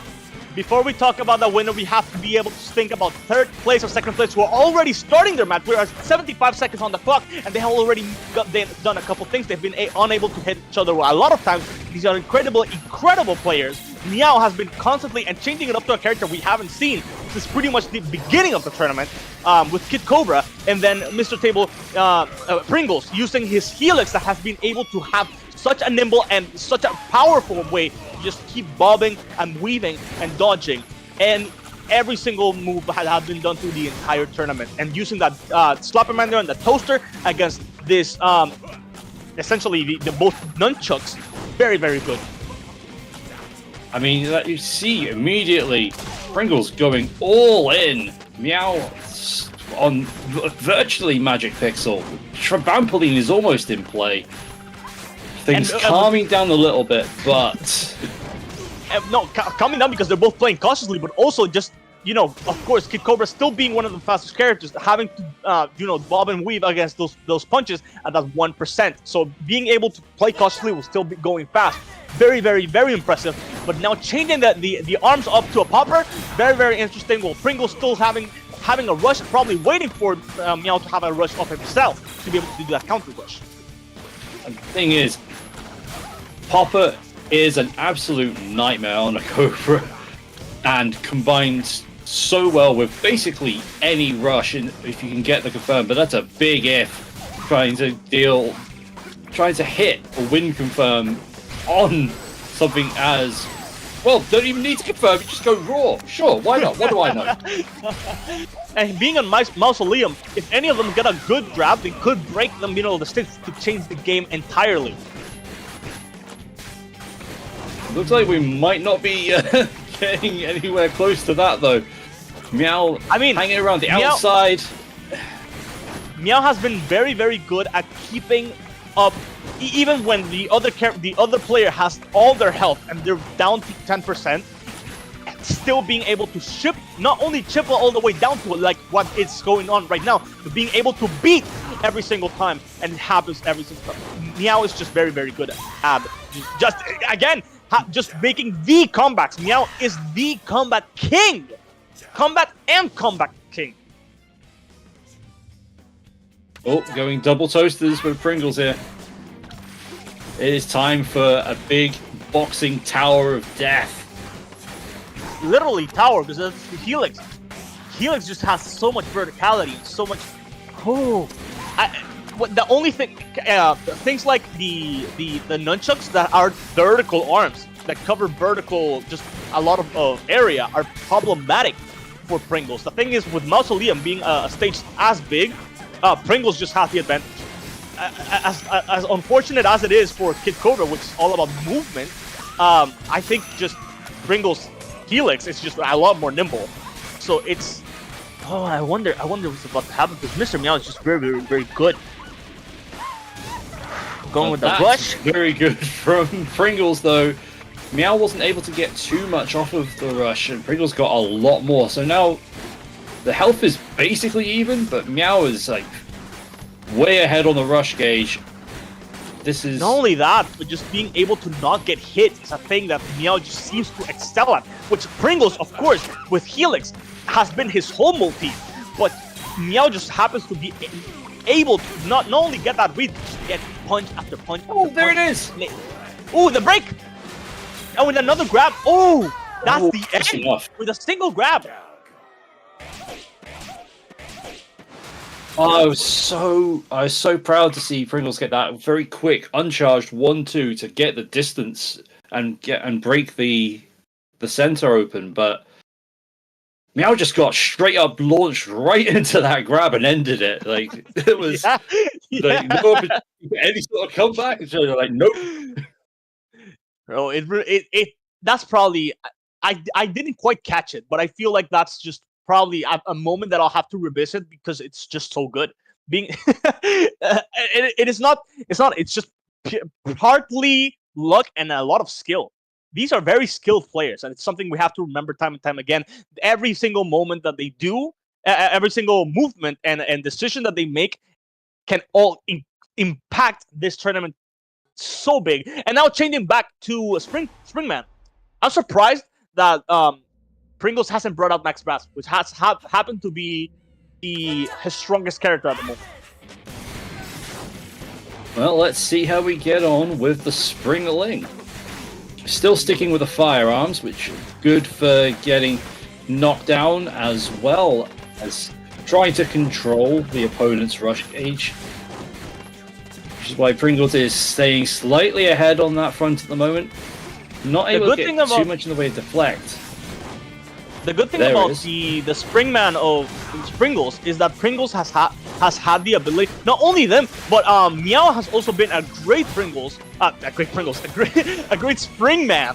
And the thing is that ability to disable the arms on midair has happened to be extremely good if you happen to know your way out of bobbing weaving, which is something that Meow has been able to do time and time again. I wonder if Pringles, not using Helix, which has happened to be his ace in the hole, happens to be the thing that actually gets him to finals. Could be.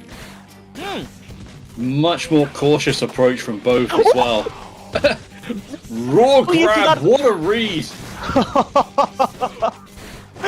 And now down 1%, and the amount of chipping that Meow has to do to that health to be able to even win, yeah, not gonna happen. Of course, saving that rush for the next round, and with 24 seconds on the clock, I didn't see it would have to be the comeback of the century. Maybe like getting 4, maybe 3 grabs in a row. That would have been the only way that I would see that happening. And now, which is something you can't just. Yeah, it's not something you can just decide to do. Especially if they're trying to see that read. If you get 2 in, they're gonna expect a 3rd. So, man, did you see the little dodges and weaves? It's very little, but it's very technical, and the amount of brain power that happens to these players' heads, it's incredible. Playing very cautiously, Kid Cobra. Very cautiously. Yeah, after that very quick, aggressive opening salvo, Meow's backed off a fair amount, waiting to be able to go in with another rush game, which will be happening very soon. And Pringles is getting close enough to be taken out with a full rush if we can get it off a win confirm. Oh, no, the guard! That is And if somehow Pringles manages to get that hit, yep, it's coming. You could see it, but you couldn't stop it. It was impossible. It's not enough. It's nowhere near enough. But that one hit is all that was needed. Next hit was going to take that game there as well. That was just reactionary. It's true though. Maybe that Springman is the thing that catapults him to the finals. Man. I mean, can we officially rebrand it at him as Pringles? Pringles? I love that. Bring in the Pringles. Pringles could be. I mean, again, Twin happens to be such a #1 in the world for the longest time. Apparently, #1 in North America. And now, if this tournament being global might just be, depending on what happens, #1 in the world. And so one of these two players could dethrone him completely. Not only dethrone him, but overtake him. Ooh. What is the I mean, history that of would this really play? be putting the Pringles on the cake, right? The Pringles on the cake. Now the question, because I don't know, how long have these two players been on the scene? How long have they been playing? Meow is an OG. 8 years. Pringles is more recent than that, but not new per se. Okay, so like I first became aware of Pringles myself in 2020. So yeah. So it's essentially new gen versus old gen, and whatever happens, it proves either the older generation. Son. Dad versus son as well. The protagonist versus the villain. This is the oh man. Meow using that Max Brass, which Max Brass has been able to knock down every single one of his opponents to date without a fail. It's probably his best character in this entire tournament. And being able to do it on Sky Arena, this is essentially the definitive version of what the final Grand Prix is in game. This is the canon ending. Whatever happens here, this is what's supposed to happen, unless Headlock somehow comes in. Well, we can arrange that. But with a rush and Pringles, he still has 2 rounds. Oh, rounds could happen. That's with a knockdown.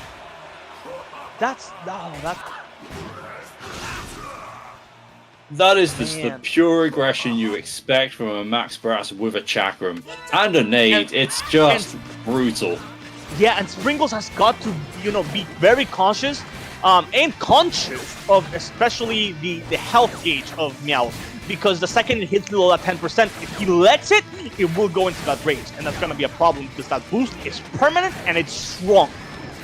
But it does go the other way as well. Springman has the exact same ability. That's true.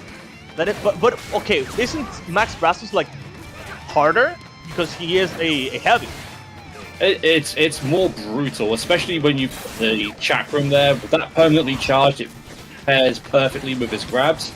It's not as synergistic for Pringles to have. You see that Pringles keeps putting him in a corner. Meow cannot get out, and now he has to stay on the outer rim. That's okay. I wonder, because Meow has been the king of comebacks in this tournament, and I wonder now being below that 10%. I wonder if this is of course the definitive David on Goliath. I wonder what's gonna happen with Pringles over here. What is he gonna be able to do? And the disabling is not gonna help that much because of course the nades are gonna still do the explosion. It's one hit. Get in that rush. One hit. No rush needed. Oh yeah, because of course, no, saving it for the next round is probably the smartest for both of them. Of course. So just gonna unload on each other. Final round, 3. This is still game 1 though, right? Yeah, game 1. This is intense. This is intense, chat. I don't know what's happening. This is as hot as it can get. That is whoever wins and a half. Oh man. Sometimes people say I overhype things, but this is just hype. This is just hype at its peak. Both having that rush, neither using it. So large. I just do not want that to come anywhere close to me if I am Pringles. Using the rush to get out of it and get the full counter for 290. And still Max Brass still has that rush, and he has to use it because this is the final round.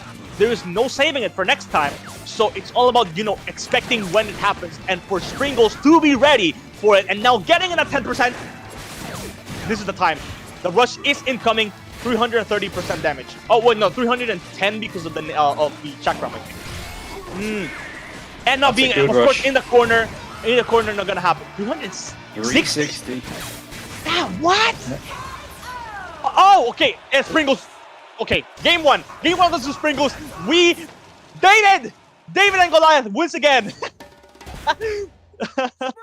Sky. Oh, Layla in chat saying the second that I am not casting, boom, they go into Sky Arena. That is true. That is true. Oh, and people say, yeah, this is peak. This is peak. This is peak as it can get. I am very, very, very excited. I was very excited yesterday, as I told you, and I think that the excitement was indeed. I think this is the best that we could have gotten. I'm very well. We still got the twin. It depends on how even these two players happen to be with him. Whoever wins, the Lollipop against either Max Brass or Springman, or Helix, depending on what Pringles decides.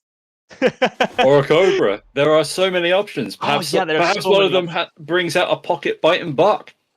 Who knows? Pocket bite and bark. As long as it's not a coil, it'll be fun. Oh, yeah. We haven't seen a single coil in this tournament. I mean, probably there was at some point. You just didn't see it. But already, Pringles managing to keep in the Max Brass in the corner, getting that grab.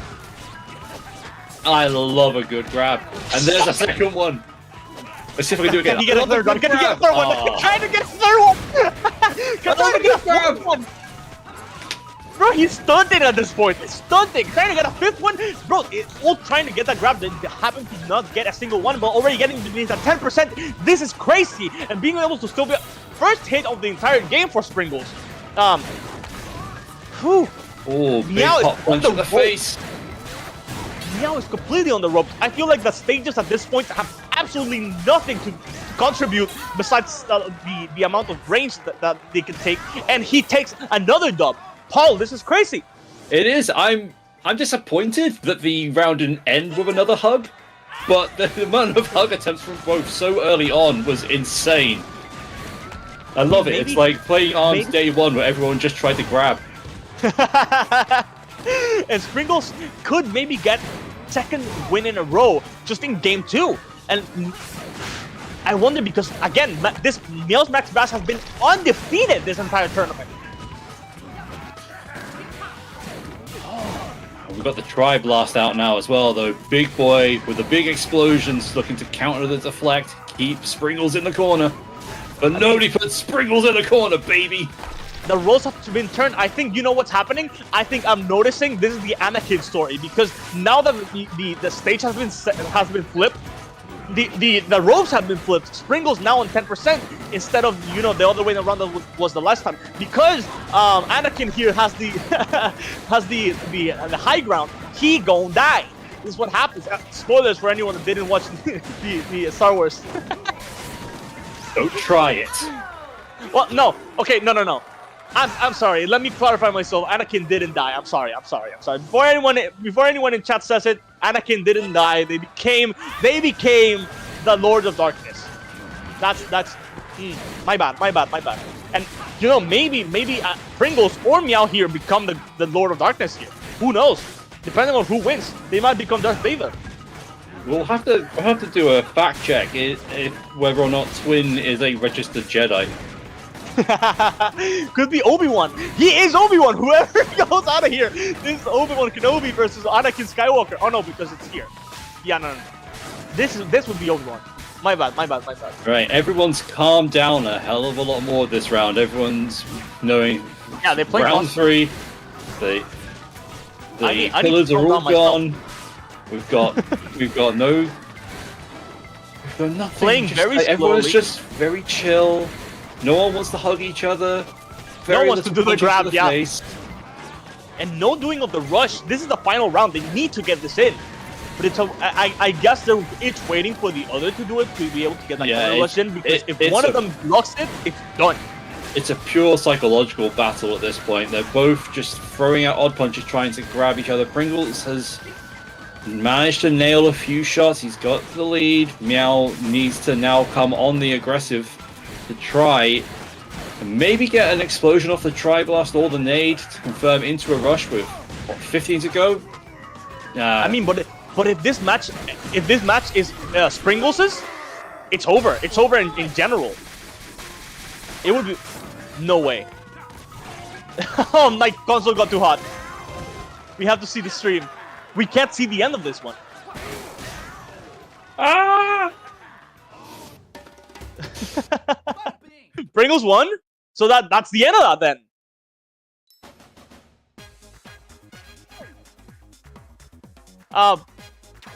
Paul, can you be the one to do the streaming from this point on? Yeah, I can do. Yeah, that too was hot for you to handle. The action is literally too hot. The match was so hot, so peak that it literally fried my Switch. So the commentating was done at the end, but it was Pringles. It was a 3-0, right? 3-0. That's crazy. For a Max Best that has been undefeated, a 3-1. For a Max Best that has been undefeated this tournament, it's certainly a way to go down. That was the definite David and Goliath.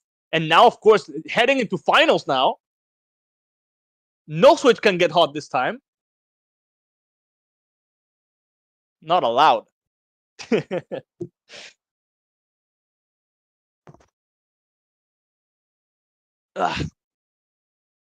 Wow. Right. I think this is your time to tell your twin story.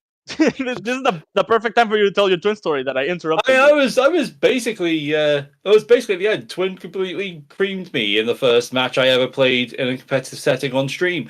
And that was hang on, let me check the date because I looked it up. I looked it up like this to just to clarify just how long Twin has been at the top of the game. February 13th, 2018 at 1:08 a.m. GMT. And this tournament is going to be history.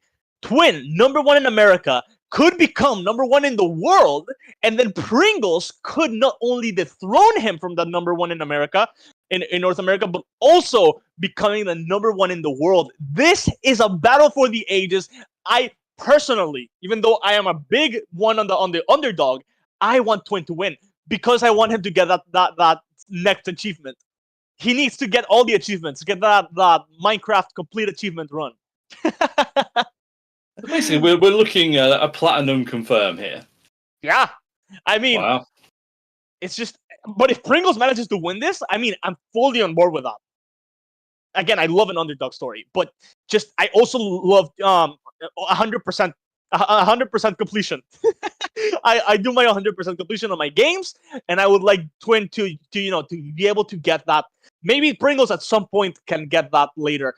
I would like it to be Twin. Again, commentators should be unbiased. Can't be.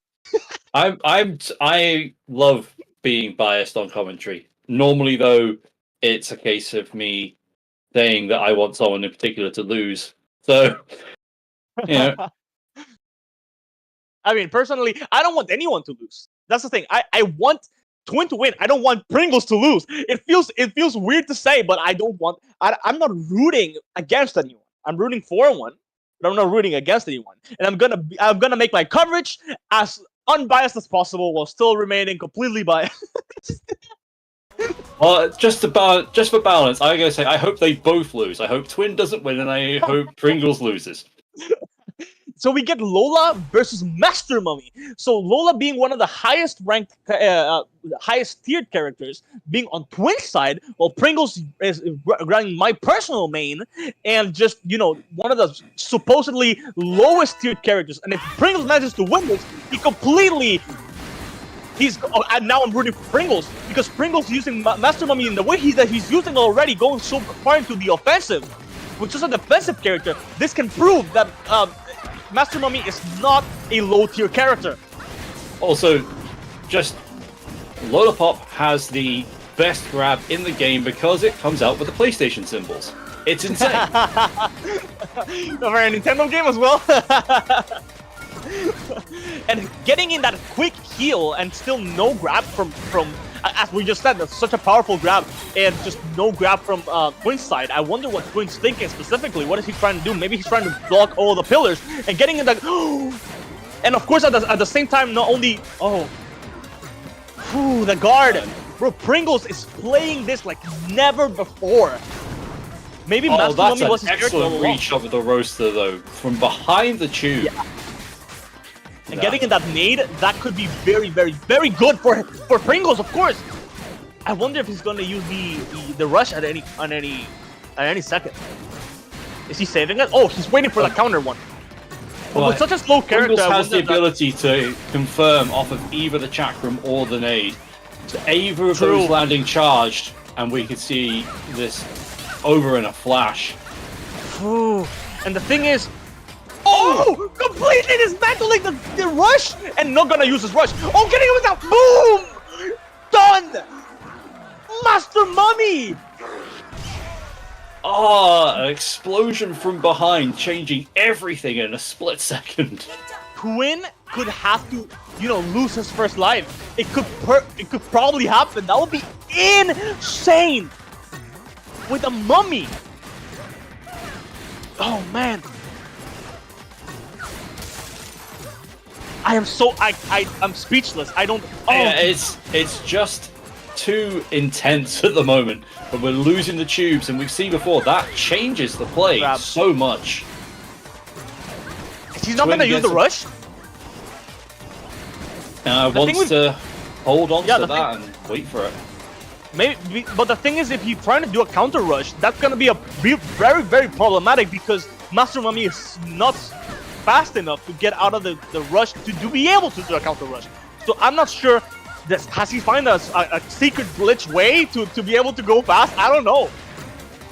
This is the size and the way the chakram rush works is very good at blocking pretty much any medium stuff that comes in. And with Twin rocking both roasters, you don't even need the rush if you're just going to land punches.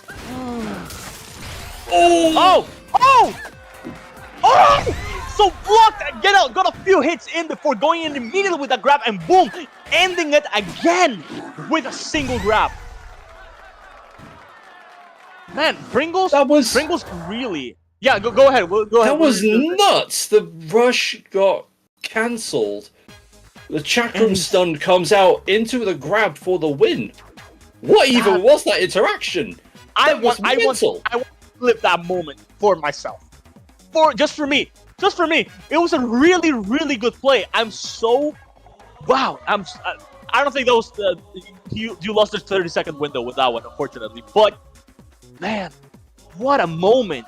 And just completely no third round. Just completely and Pringles, of course. I see him. I see Pringles over here. I see Pringles what he's doing. He finishes with that great finish. Very, very greatest showman over here. Just saying. Bro, this is hype. This is peak. We said the other one was peak. I think this is peak. This match, Master Mummy. I just don't think it could be understated that the way both of those rounds ended were just so incredibly situational. Yeah. That is being able to react to the situation perfectly in both those instances where things just fell slightly, tipped 51-49 in Pringles' favor, and boom, that was it. Round over. I mean, I just want to say really quickly, after this, no matter what happens, whether Pringles wins, loses, gets to chip away one of Twin's life, whatever happens, I need to see those tier lists put Master Mummy higher at the top because this proves to get to the completely decimate the number one player in the country, in the continent. Man, oh man, and Master Mummy going in once again, and this time on Sky Arena. I wonder how it's going to change the Master Mummy playstyle in here, because there's nothing to block. And there's a slightly elevated change, which for a Twin is going to be very, very good with Lollapop. So Twin sticking with the double roasty toasty. So still relative. I mean, to be fair, the round was pretty close. So, you know, definitely worth sticking with a similar strategy. See how it plays out on a different stage. Healing. And yeah, just far more cautious here. Twin not taking any hits, controlling the center. Oh! Oh, that's unfortunate. That's very unfortunate. I wonder. The shielding is just so good. Yes. And I wonder how much Pringle's gonna be able to heal, because he's been getting in some heals mid-match, and it's just. Oh! The grab. Well, no, don't use the rush. Don't use the rush. Wait for the next one. Wait for the next one. As unfortunate as it is, gonna have to just take this one L to be able to live on for another day. No switch ups. We just go straight into round 2. I think the stage has been. It's bad for Pringles. I think that's what it is. The stage has turned out to be, because I don't think it's gonna be. It's not up to reach specifically. I think it's the amount of stuff that was on the DNA Lab stage was maybe messing a little with Twin's head, and I think that's where Pringles had the most upper hand. We're going with a rush immediately. At this point, he'll gonna be able to get a second rush in this round. Unless he wins, at which point he'll probably save it for the next round. Playing it very cautiously too. Oh, that dash into the grab. Just absolutely beautiful stuff from Twin there. And I mean, again, reading the stand-up. The thing with this stage is very much for cornering in just putting someone in a corner and beating the shit out of them. But the thing about Twins, and just in general, Lollapop, is they can easily get out of that corner and put it against them. What Master Mummy here has to do is keep their distance the best they can in order to be able to get that last hit that whoever gets that last hit wins. And they're not going to use what? Twin was living on the absolute edge at the end there.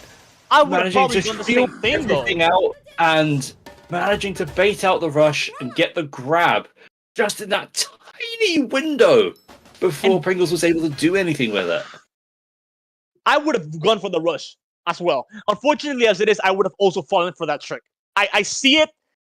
I know instinctively I would have seen I gotta end this as quickly as possible, and a rush is the best way to do that. I mean, honestly, I think we saw incredible 5D chess there, because I think Pringles was trying to bait out Twin's rush by activating rush, and Twin didn't rush the rusher, went in with a grab, because then if the grab wasn't going to work out, Twin could still rush and retract the arms potentially to try and save it. Both just play incredibly mental games. On that first round, got 2-0. That first match. So this second match, 2-0 as well, but from the opposition. So now I wonder, is it the stage? What is happening? Is it the situations? Maybe the amount of stuff that was on the stage was messing with Twin's head. I wonder exactly what is the thing that turns the table so much specifically. And I think it is the staging, because Sky Arena, the thing is, again, the cornering is very, very important. But for Lollapop, cornering is going to really, really come back to bite you in the ass. So it's, oh man, anything can happen. Maybe he even changes up from Master Mummy to something that he's handled more throughout the tournament. Which I don't want to see, because I really want Master Mummy to get this dub. But sometimes you just gotta get something different. So for what it's worth, Twin has banned DNA, so Twin is not happy with how things went on DNA. Makes sense. Of course, Sparring ring gone, Spring Stadium gone. I think we are going to be seeing Temple. Yeah. If it was me, we're going to Temple. Yeah, Temple is a reasonable shout. It's got pillars. You know, they're not as funky looking as DNA tubes, but it is something to work with. Not only that, but it's also the stage that got Pringles the win last time. Temple, yeah, of course. Mm-hmm. No changing character. Understandable. No changing both he needs the amount of space, and he needs those pillars. Needs them. And I wonder how much he's gonna capitalize on them. There's only 4 of them. So, and with Twintail being Lollipop being the one that's hiding behind them, that's gonna be problematic for Pringles. Pringle has to change the rotation of this match quickly to put Twin on the ropes in the middle of the stage. And Twin with Lola is able to side dash around those pillars.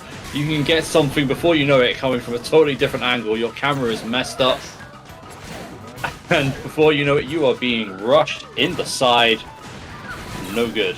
And Pringles gotta know, no cornering. So the second they get to the corner, gotta keep their distance, because otherwise he's gonna, needs the distance. Absolutely needs the distance. If he goes for the blind spot and goes for the grab, the thing that has put Pringles with Master Mummy so far up in this game has been the grabs. And being able to get in those grabs is gonna be as crucial as possible. Oh, both sides! Round the pillar, that's beautiful stuff. Pringles moving in fast. With such a slow character, those punches are coming in fast and they're coming in powerful and breaking through every single grab. I wonder who's gonna be, because they're not gonna use the rush. At this point on the map, yeah, not gonna use the rush, and immediately a win for Master Mummy. Ooh, Master Mummy could be our #1 in the world. That's crazy. Oh. Man. And using those pillars as cover. I think one of them has to use the rush. The second that one of them uses, the other one's gonna try. Yep. And a pillar gone as well. 215 damage. Not bad at all. There we go, Pringles. With the rush. But completely blocked. That's Yeah, that was a bad exchange for Pringles. I am so nervous right now. I'm so nervous. It's not even me. I wonder what these players are feeling.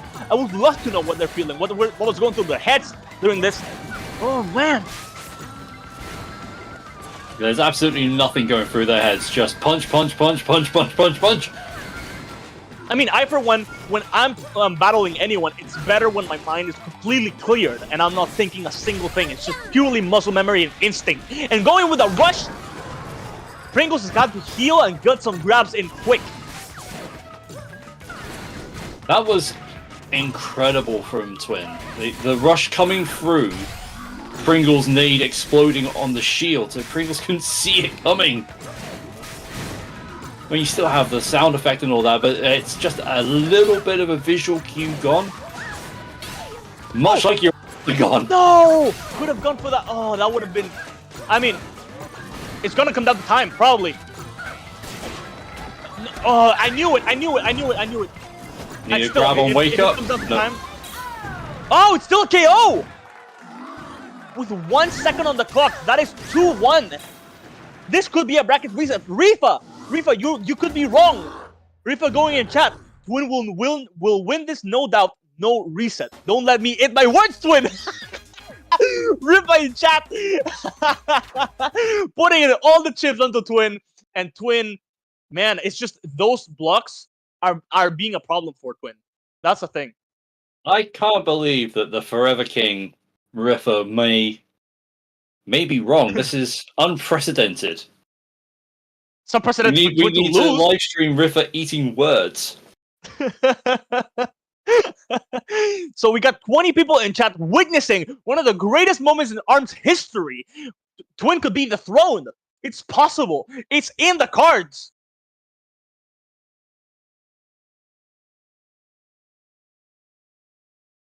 The commentator booth is speechless here. Just wait till Twin pulls out his mummy. I am waiting to see what we end up stage-wise, because... Yeah, Yeah, absolutely. Because the bands and also just being able, oh man, I didn't even think about that. I'm so excited to see what's gonna happen because that Sky Arena messed up with Pringles and those I almost said mausoleum. The DNA lab and the temple have been problematic for Twin. Oh no, Riffer, you're not gonna be happy, mate. You won't guess what Twin has picked. Riffer's most hated stage. What is it? Well, don't even say it. Don't say legal. it. I mean, is there any other stage that has blocks like that, like temple and aside from redacted? Sort of. What do you mean, sort of? You'll see. Scrap me up! We haven't seen this the entire tournament! I've been calling for this one. I'm sorry if I broke people's ears with that scream.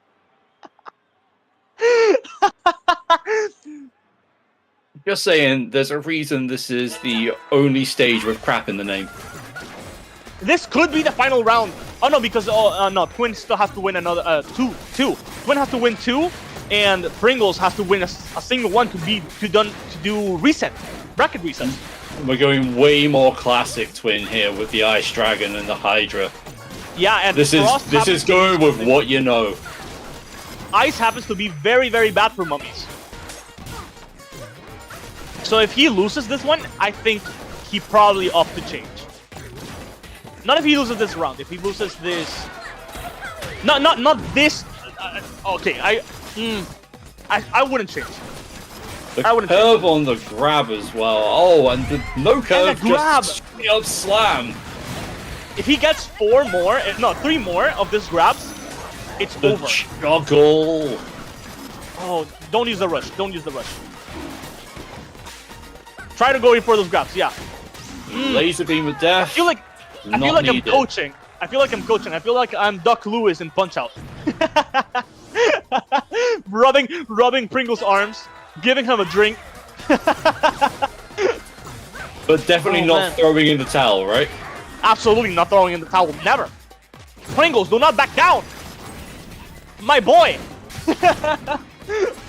It's only a laser beam to the face that freezes you. What's to be afraid of?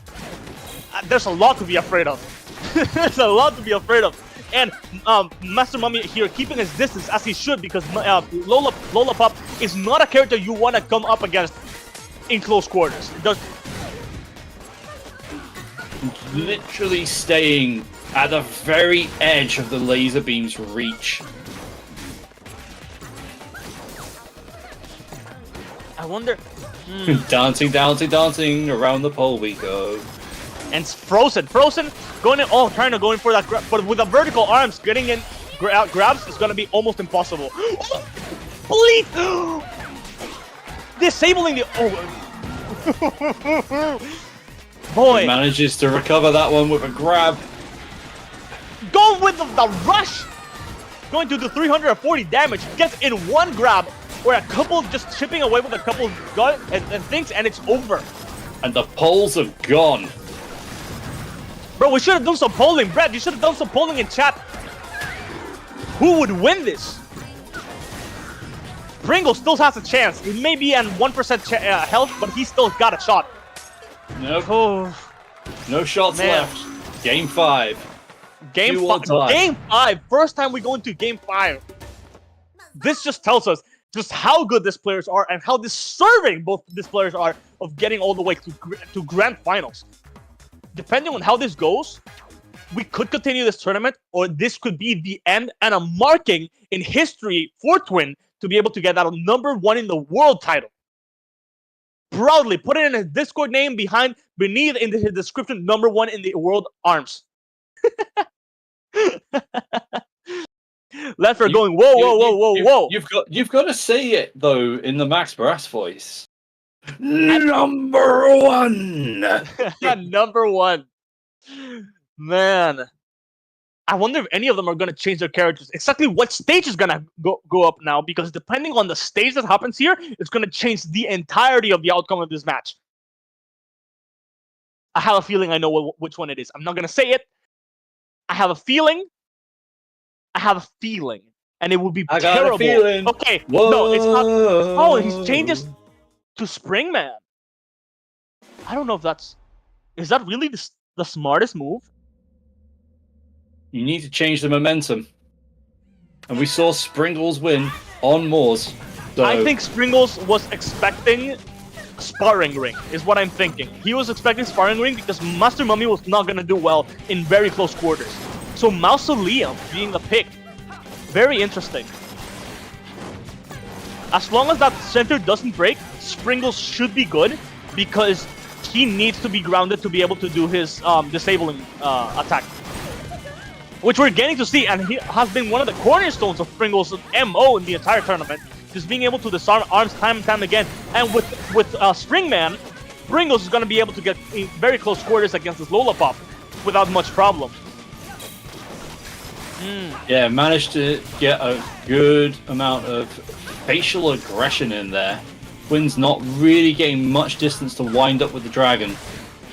But again, as soon as I say things calm down. Everyone starts taking their distance, gets told to chill.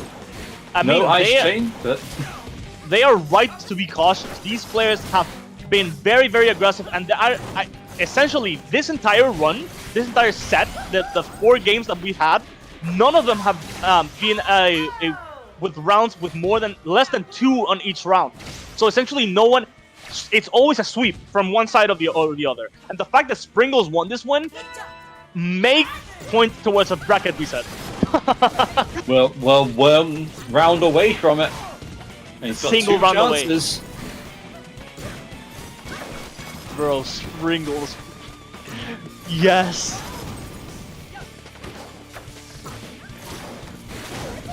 Oh, and getting in that read on the Lollipop. Getting in another read on that Lollipop, blocking the rush. That's not a bad rush for Twin, though. It did get some distance away. Pushed Pringles both missing back the grabs.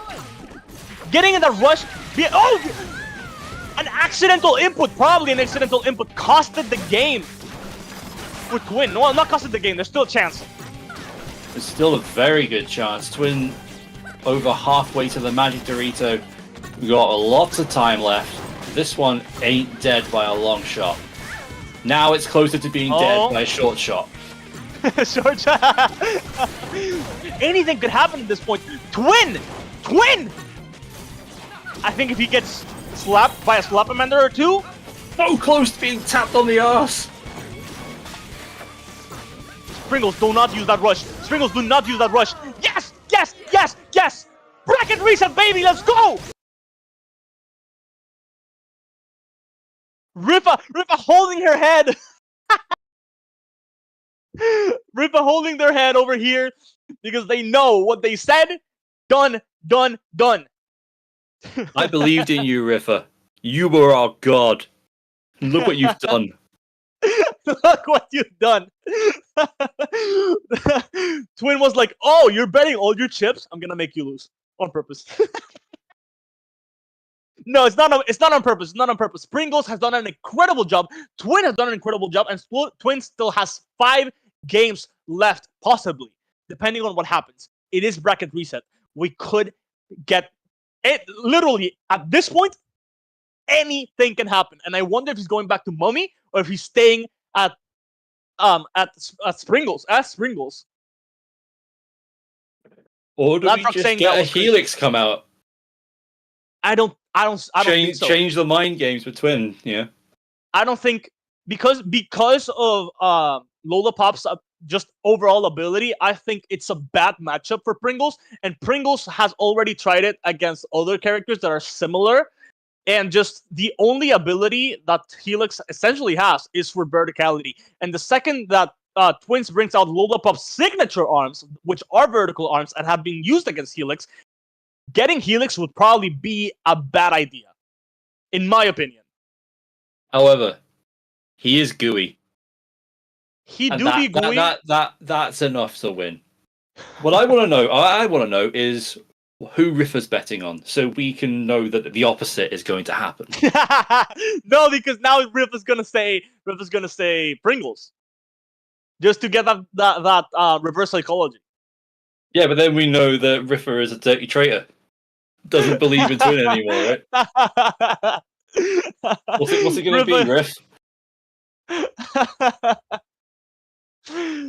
Man, I am so. We could have just been talking about the end.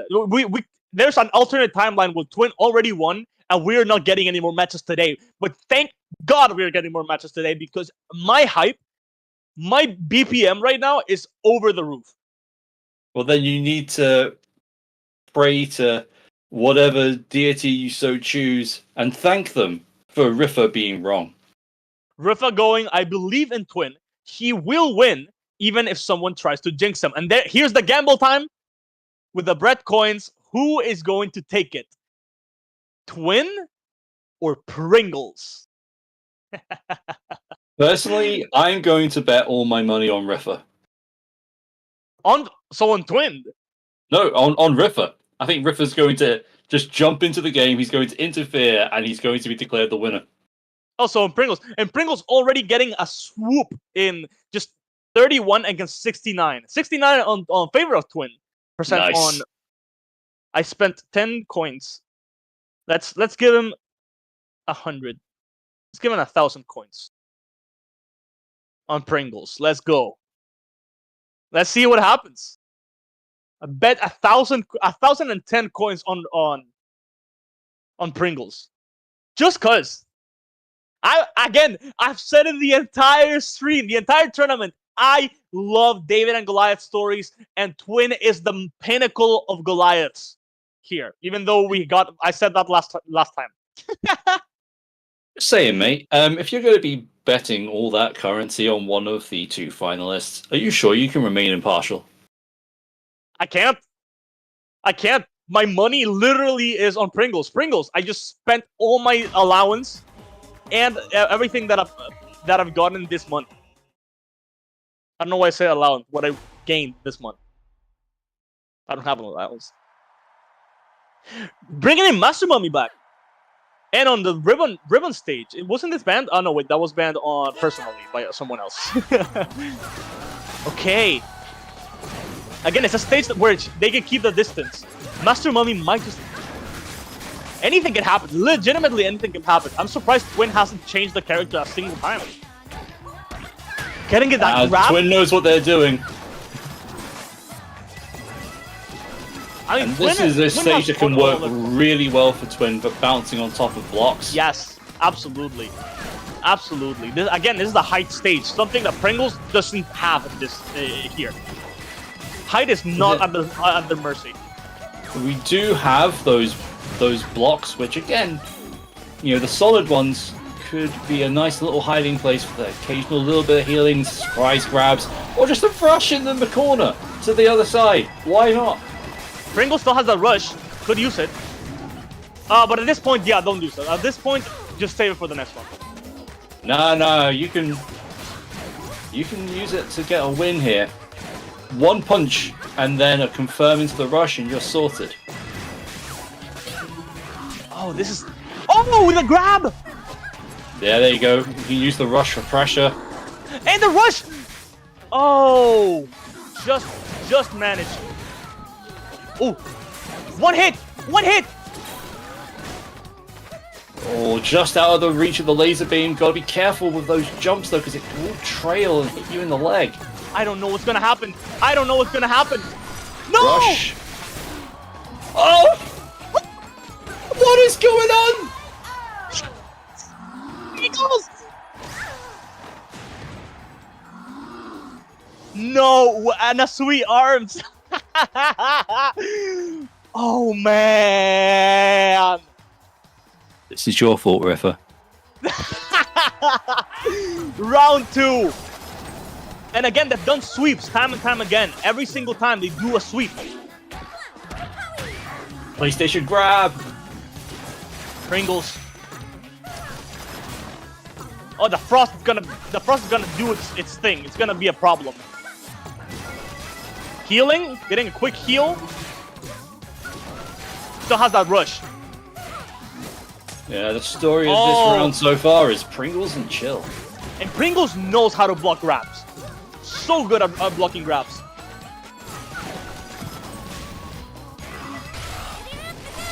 Oh no! Yes! Dude, blocking in that rush so cleanly and also getting out of the way. With that broken arm and still nothing happening on his side. No bias, no bias. No, he's losing at this point, but it's... I wonder if he gets a... I mean, he made a comeback last time. Very good comeback last time. Dude, with a rush! I thought he was going to use it. Twin has that rush nearly on deck. Probably won't need to use it. Anything from Twin, and it's a done game. There you go, done game. Done game. PlayStation grab. On to the next round. Final round. That was not your fault, Refa.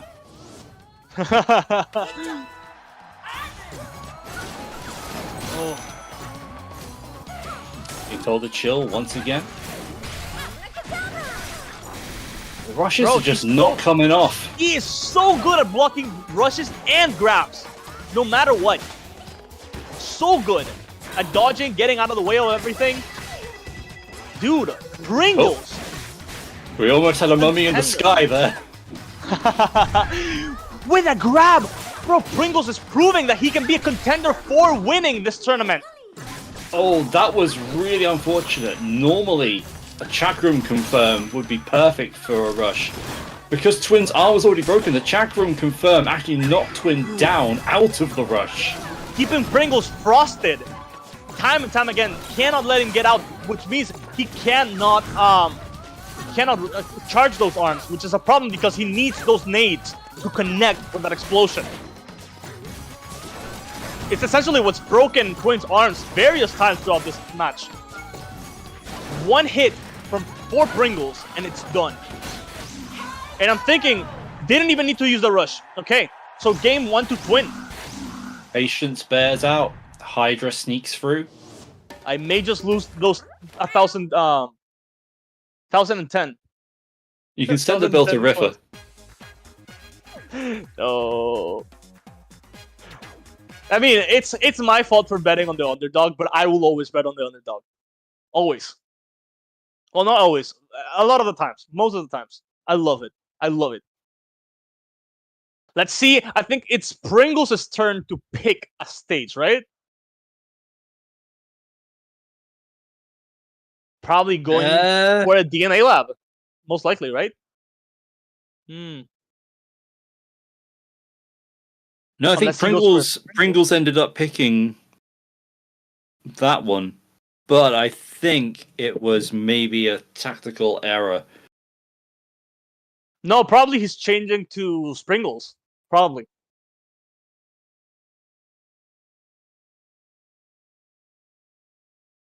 These players are very, very calculated. I don't think there's such thing as tactical errors here. Unfortunately as it is. Well, it's not unfortunate. It's very fortunate for everyone. Anyone's subject to a brain fart now and then. But I don't think that's the case. I think there's something bigger at play here. He is Pringles is 10 steps ahead of us, and just when we think we're right behind him, he is right behind us. That's terrifying. I'm just looking over my shoulder, expecting Pringles, the smiling man. I know there's no one behind me because my setup makes it so. Oh, but there's a window behind me. I just have to open the window and hope that Pringles isn't there. Well, if you open the window, you can climb through at any point. Before you know it, you've got a Slap-Amanda just gently touching you on the shoulder. Gently caressing my face. Picking a temple. No, of course. Is DNA Lab Master banned? Pringles at the temple. Is DNA Lab banned? I'm guessing maybe that's the reason, right? No?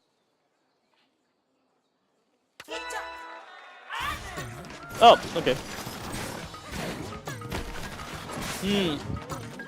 So Twin sticking with the Hydra and the Ice Dragon. The Ice Dragon has been a problem for Pringles, but if he manages to get out of that Ice Dragon, it's going to be very, very good for them. Genuinely, Twin is one of the 2 best users of the Ice Dragon historically, currently, generally. The other one being Griffer. There's all down to what Ice Dragon pals, betting on each other, got each other's backs. Meanwhile, Pringles' front is just utterly assaulted. I mean, I think no matter what happens here, Pringles happens to be now confirmed the best Master Mummy. And he wasted that. Oh no, he is. I think he's panicking. I think he's starting to panic. Because the Pringles that I parasol. It's almost a parabola. I'll take it. The parasol. That's one of my best arms. But I think PlayStation Grab is going to keep Twin with the distance. I think this was. I'm not sure what's happening. I'm thinking it's getting to his head. I think it's more a case of, okay, the chakram, we're not really getting anything from having a curving arm here, so we're going to go for Parasol, which can block the Hydra, which has been a bit of a problem. And can block the Ice Dragon too. Yeah. Actually, that's smart. And can block grabs. Everything can block grabs, except the guard. Oh man. Dude, and they both have the rush too. That's the other thing. Hydra with the knockdown again. If only that Parasol had been charged. Might see a beautiful win confirm in a minute. Man. We might see nothing. Oh! Double rush! It's canceling the rush with the rush! Counter rush! And that slight movement to the side as well. Pringles 15 seconds left, healing up. At getting rid of... Oh, but going with the grab. If it goes down to time, I wonder... it's going to go down to time. I think it's going down to Pringles, yeah! Depending on what happens. Oh! That could have been devastating had that guard connected. It's not panicking. It's top tier umbrella use. Yeah, definitely not panicking. That small hop to the back won him the game. Well, not won him the game, but didn't cost him the game. Is all. Put him back in the table on the running. So how are you feeling about the safety of your coins right now? I'm feeling better than before. It's not as good as it was, but now with that grab, my coins, I feel like I put him in a good place. There's still... Twin can do anything at this point. They both have rushes, so anything, absolutely anything can happen. I don't think either of them are at an advantage here. But aside from the health advantage, yeah.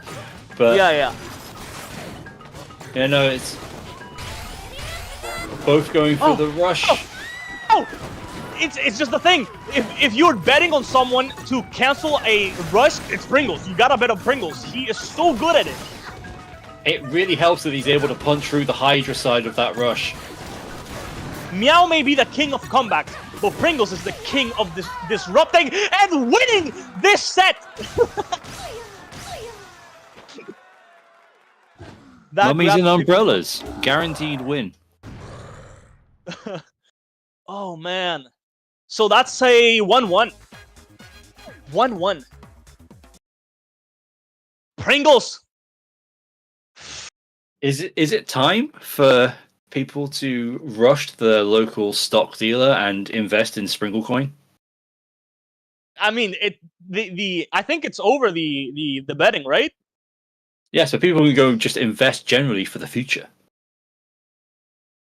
The amount of coins on Pringles is 1.3k, and the amount on Twin is 1.5k, of which 1.1 of them is essentially the amount of coins. I want to see how much would I win if I win, which I'm not gonna say probably won. I think Pringles can do really well, and who could Twin pick here? What stage would benefit? I'm not okay. I wonder what could Twin be picking specifically. I have one in mind, and it could change a lot. Imagine Twin picks. Honest, Yeah. If you've got the option, I'd go back to Ribbon Ring because you've already won there in this set. If I was Twin, I would pick Sky Arena. I'm not sure. Sky Arena has been back and forth. But Sky Arena has that moment where, again, the cornering is something that you do instinctively. And the second that the Pringles fails to do that just by accident and goes off to the side, it's over. Yeah, but Pringles has won games on Sky Arena recently, whereas you've already won on Ribbon Ring in this set. That is true. a huge psychological edge. Again, this is a fresh game. This is a fresh game. So 1-1. So each player needs 2 rounds, and we're going to Buster Beach, which is probably best for. This is probably best for Master Mummy, in my opinion. I've just got a funny feeling that Parasol may end up clipping the central panel and destroying a really good combo. Oh, true. It could stop it in its tracks. That would be bad. Especially for Pringles that doesn't jump that much. But the last thing you want to do is get stuck in that corner. Twin just casually fighting out like it's nothing. I mean, for Twin to get into a corner is probably the best, because that way they can just go into the blind spot. Putting up against the wall would be bad for Twin. Also, slight change in Twin here. We've got double toasters instead of the roasters that we saw earlier. So, slightly less damage, slightly more automated targeting.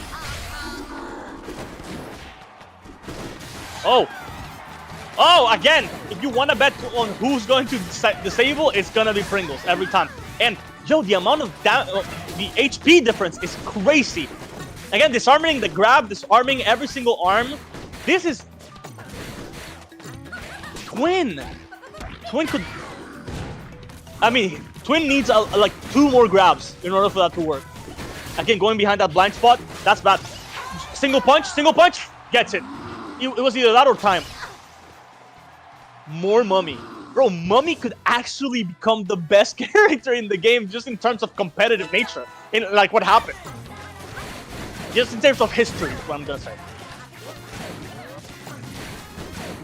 Pringles raring to go for this one. Gonna just put that rush straight in there. 305. Twin nearly at half health. Under half health. With a grab! Dude! This... I'm sorry, I'm beyond... As a Master Mummy player, myself, I'm a Master Mummy main! This is unprecedented for me. This is crazy. And just like that, on double 69 knockout. seconds, nice. We are at Game an 2. unprecedented point. Pringles is ahead. By 2 games. So Pringles has to win a single one more, and Twin has to win 2. So we're going to game 4, and this could be the end. And Pringles could become not only number 1 in North America, and I'm not sure where Pringles is, but number 1 in the world, surpassing Twin. A passing of the torch per se, because Twin is one of the older players, and Pringles is also one of the most recent players coming in from 2020, while Twin is from 2017. So this is old versus new. Could be out with the old, in with the new. You're saying, Riffer, this is all your fault. Bro, the people in chat are going, I'm honestly happy. I'm not in their shoes. This is too intense. Just wait, I believe, says Riffa. Well, if Riffa says, just wait, I believe, then we have no choice but to wait and believe that Riffa is wrong. I mean, Pringles has a has chances. He doesn't have to get complacent or confident. Don't get cocky, Pringles. Don't get cocky. Remember, this is the #1 player in North America for 8 years straight. Okay? Twin. For almost 8 years. Going Almost 8 years. back to Buster? Buster beat the same as last time. Costed him. Pringles was dominant there, but it's a complete change up in the arm setup from Twin there. Oh, Slapamander and the Roaster. And there's a Tri-Blast in the pocket as well. I mean, if Mummy wins this one, it's over.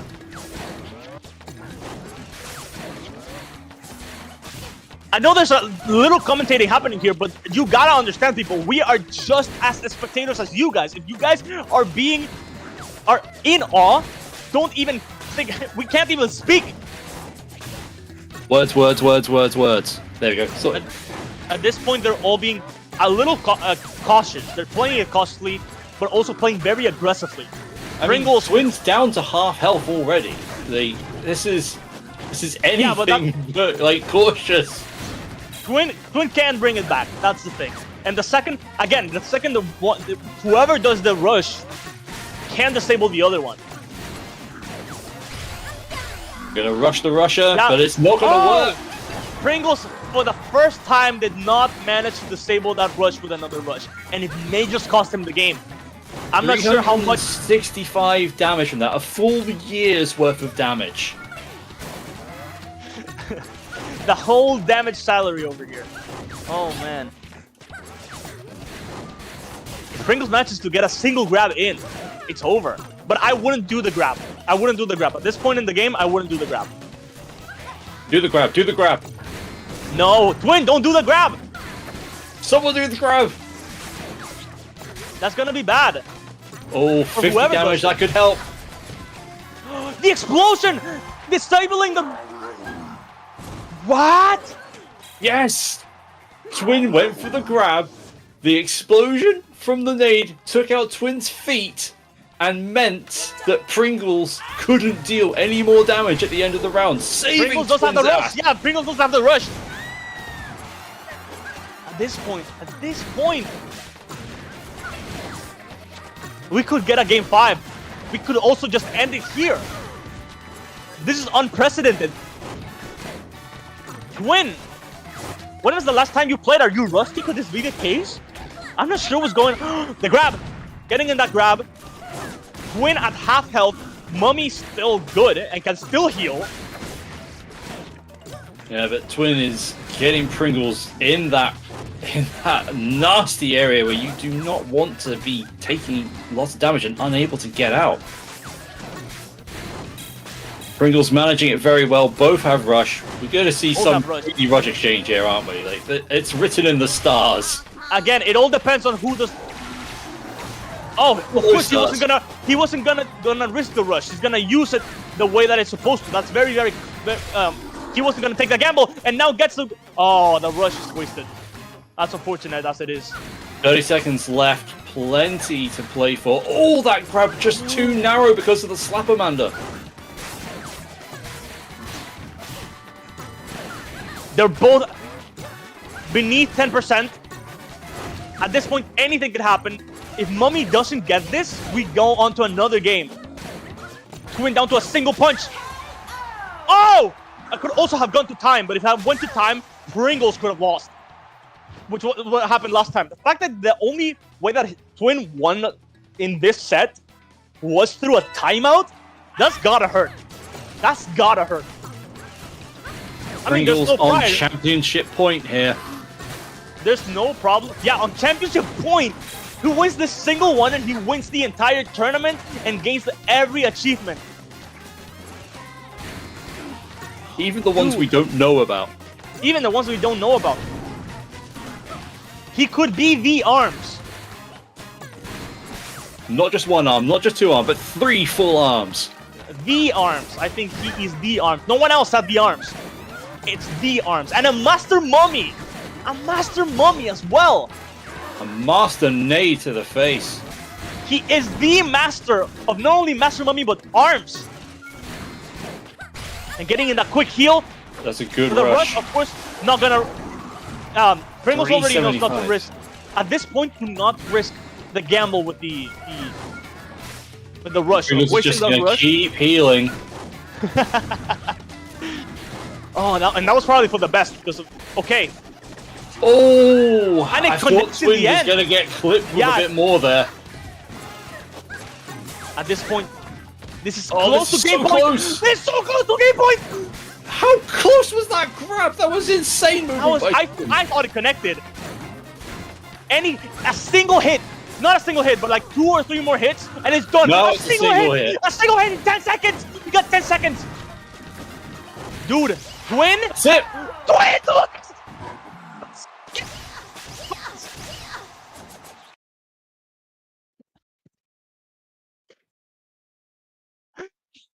Wow.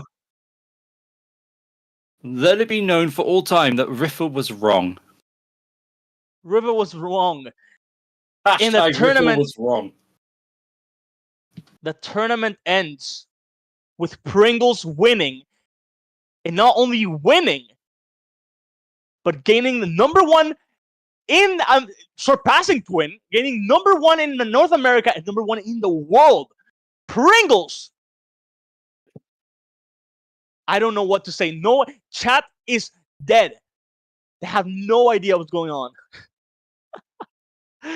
Dude, that was unprecedented. It Paul was is speechless. ridiculous, dude. Like that was really, really high level games. Like I said, I would not have gone to Buster Beach again if I was Twin, just because of what happened the previous round. But Absolutely. the switch up in arms made it so much closer that it was almost a masterstroke. Dude, this But it is wasn't. DGG. And also, people in chat are saying, Mummy, it's great that a Mummy not only wins, but Mummy stocks are rising. As a Mummy player, as my Mummy main, proud Mummy main, always seeing Mummy in low tier has always bugged me because I know how good it can be. I've been saying it for the longest time. The fact that it's the #1 in the world. I want to see those tier lists be redone. Tier lists are just propaganda to keep the masses adhering to a sculpted meta. True. Throw them out. Don't pay attention to them. Play what you like. Play what works for you, and you too can be a champion. So I like that. true, King. So true. But anyway, that's it. That's our show for today. Until the winter for Series 2, Regulation B. So I guess we'll just announce that right now. We're coming back this winter in January with more ARMS action. For the rest of the day, the donation links to No Kid Hungry, as well as the merch drop and the direct donations will stay open. That way, if you still want to contribute some money towards any of that, feel free. But that is it for today, everybody. So Flip, Paul, thank you for coming out and making this a terrific grand finals. Thank you for inviting us. You're welcome. It has been great getting to listen to you guys. Layla, too, early in the day. And just watching everybody play at such a good level is so nice to see. So thank you, everybody, for coming out, watching, supporting the stream. And we will see you all in January. Goodbye, everyone.